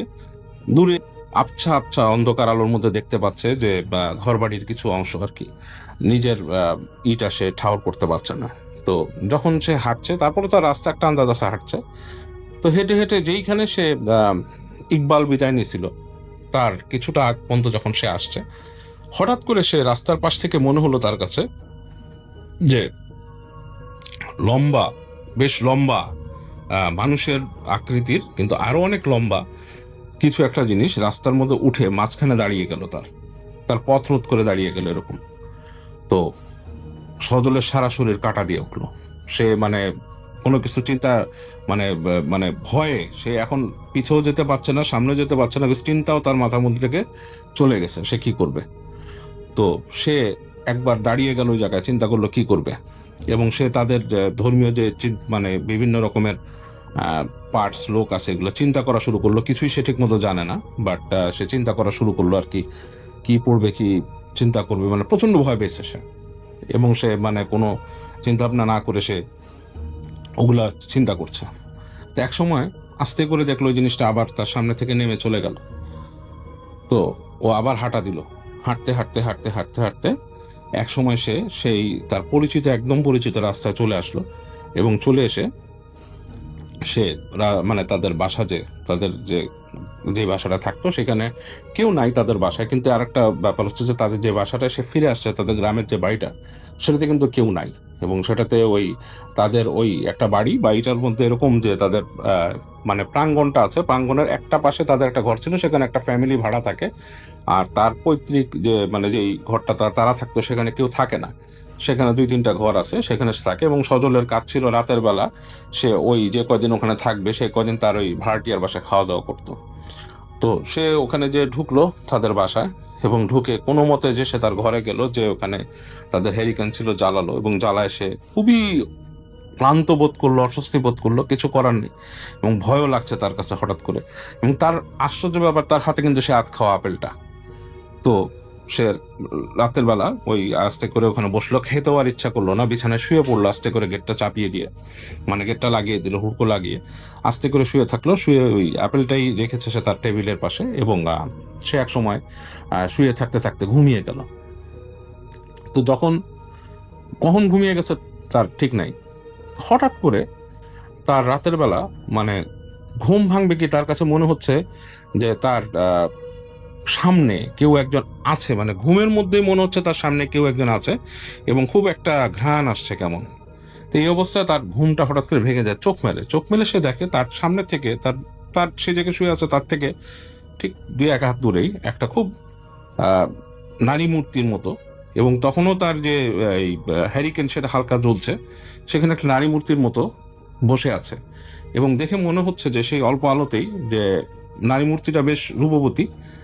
তাকে বলছে যে তুমি আপেলটা খেলে না। তো ও ঘুমের মধ্যেই কিছু বলতে পারছে না, মানে সজলের খুব একটা কথা আসছে না, মুখ জড়া যাচ্ছে তার ঘুমের মধ্যে।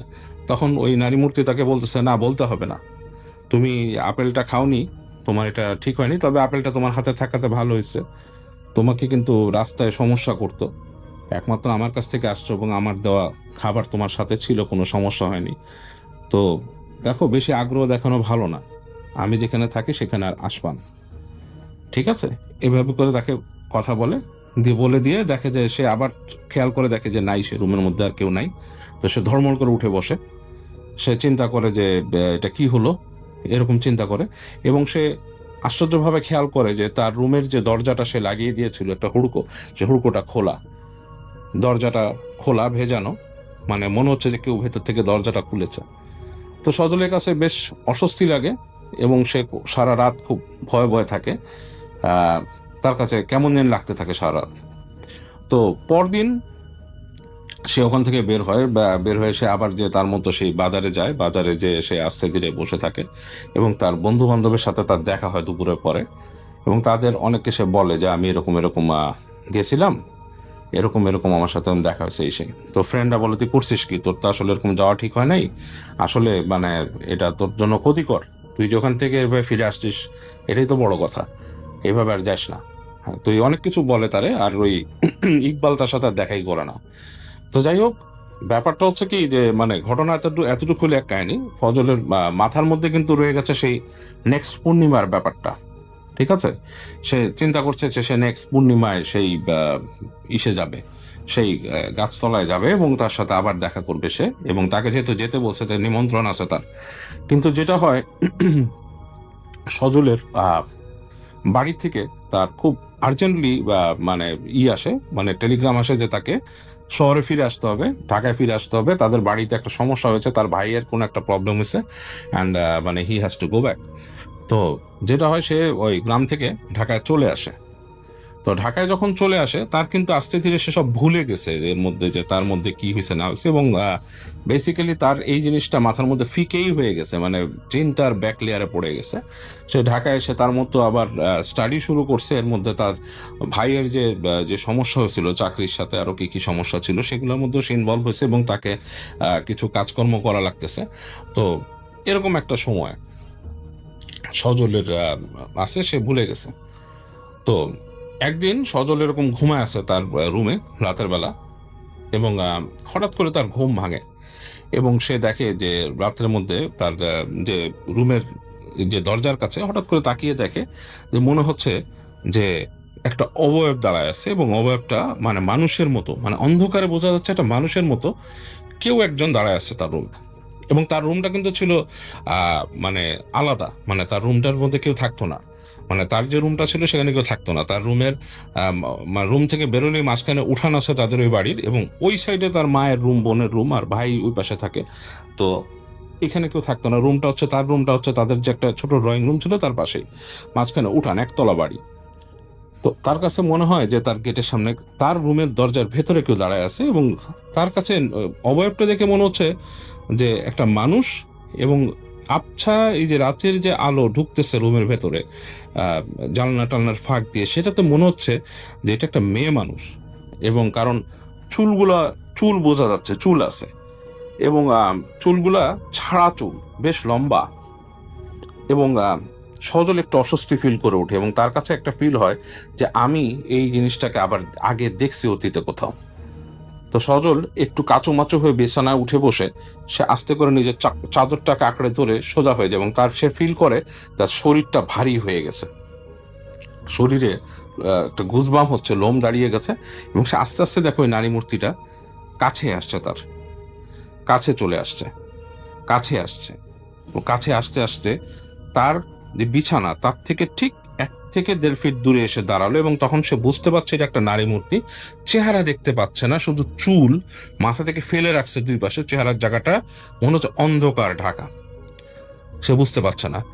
এবং হঠাৎ করে সে দেখলো যে সেই নারী মূর্তি একটা হাত বাড়িয়ে দিল তার সামনে, তার যে বিছানার পাশে যে টেবিলটা ওখানে হাত রাখলো, এবং সে তখন খেয়াল করলো তার যে জানলা দিয়ে চাঁদের আলো আসছিল, এবং চাঁদের আলোতে মানে জানলার যে ছোট সার্সির ফাঁক আছে সেখান থেকে চাঁদের আলো আসছিল, এবং সেই চাঁদের আলো পড়ছে, এবং সে হাতটার দিকে দেখলো, হাতটা হচ্ছে লম্বা একটা হাত, কালো কুচকুচে, মানে ইটস লাইক মানে পুরো একটা কালো রঙের হাত, যেটার আঙুলগুলো অনেক লম্বা লম্বা, এবং লম্বা বলতে কি বলবো, যে একটা মানুষের আঙুল যদি মানে ডাবল আঙুল হলে যেরকম লম্বা হয় সেরকম, মাথাটা সুচালো, এরকম লম্বা কালো হাত, যেখানে চাঁদের আলো পড়ে পর্যন্ত বোঝা যাচ্ছে যে কালো, এরকম। মানে হাতের মধ্যে বালা ঝুলছে, বালা মানে চুড়ির মতো মোটা বালা যে পরে ঝুলছে, এবং এরকম রাখছে। রেখে সে শুনলো সে একটা গলা, এবং সে কণ্ঠটা মানে বেশ ভারী একটা নারী কণ্ঠ, কেমন জানি মনে হচ্ছে দূর থেকে ভেসে আসছে ভাষা, মানে কণ্ঠটা, মানে সেই কণ্ঠের যে মালিক সে দূর থেকে কথা বলছে, মানে কথাটা ডিফারেন্ট ভাবে আসছে। বলছে, কি রে, তোর না আজকে আসার কথা ছিল, তুই না আমাকে দেখবি, আমার সাধনা দেখবি, তুই তো আসলি না,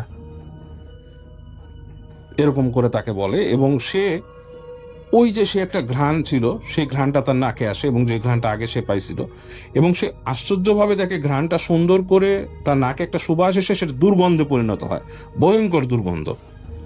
এবং হঠাৎ করে দেখে চুলের ভেতর থেকে মুখ বের হয়েছে, মানে মহিলাটা মাথা এরকম বের করে উঁচু করে তাকাইছে, সে তাকায় দেখে চাঁদের আলো হালকা পড়ছে, সেটার মধ্যে খুবই আগলি একটা চেহারা, মানে খুবই বিদঘুট একটা মহিলার চেহারা, এবং চোখের জায়গাটা লাল হয়ে আছে, ঠোঁটগুলো ফোলা ফোলা, কেমন একটা নীলচে ত্বক, এবং ভয়ঙ্কর তাকে বলতেছে এরকম করে।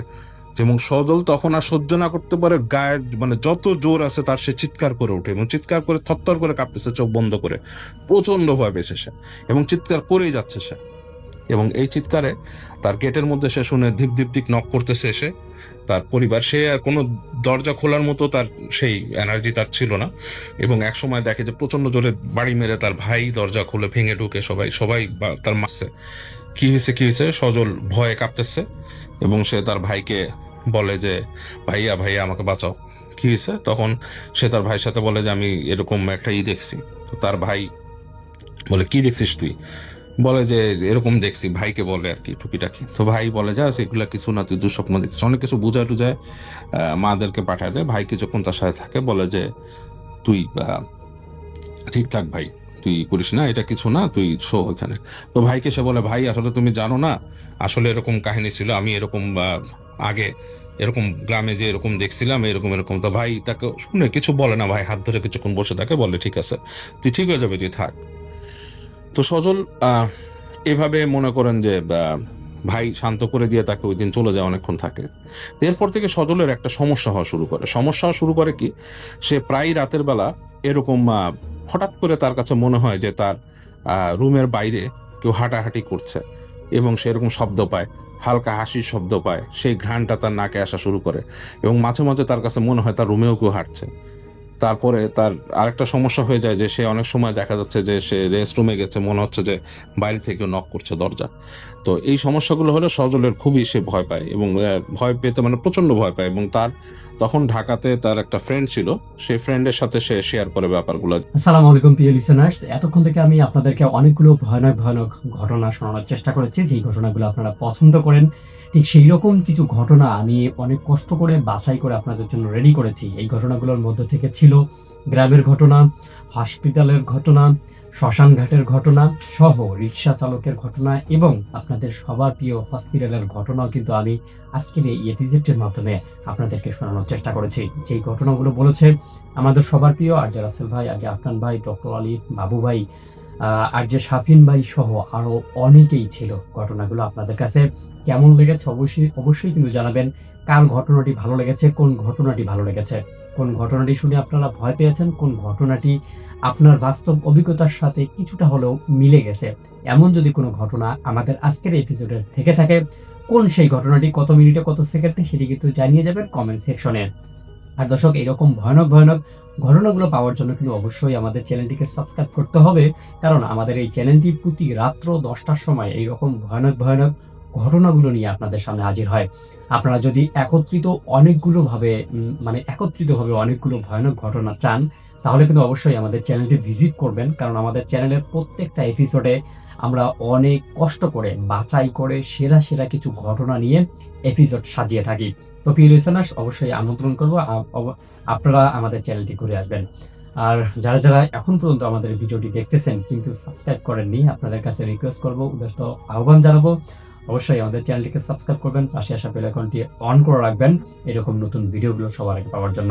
আর যারা ইতিমধ্যেই আমার একজন সাবস্ক্রাইবার, তাদেরকে জানাচ্ছি মনের অন্তঃস্থল থেকে অনেক ধন্যবাদ এবং ভালোবাসা। তো প্রিয় লিসেনার্স, শেষ করছি আমাদের আজকের এপিসোড। আবারও দেখা হচ্ছে নতুন এপিসোডে নতুন আরো অনেকগুলো ভয়ানক ঘটনা নিয়ে। ততক্ষণ পর্যন্ত সবাই ভালো থাকবেন, সুস্থ থাকবেন। আপনাদের সবার মঙ্গল এবং সুস্বাস্থ্য কামনা করে শেষ করছি আমাদের আজকের এপিসোড। আমার নিজের জন্য দোয়া চেয়ে বিদায় নিচ্ছি। আল্লাহ হাফেজ।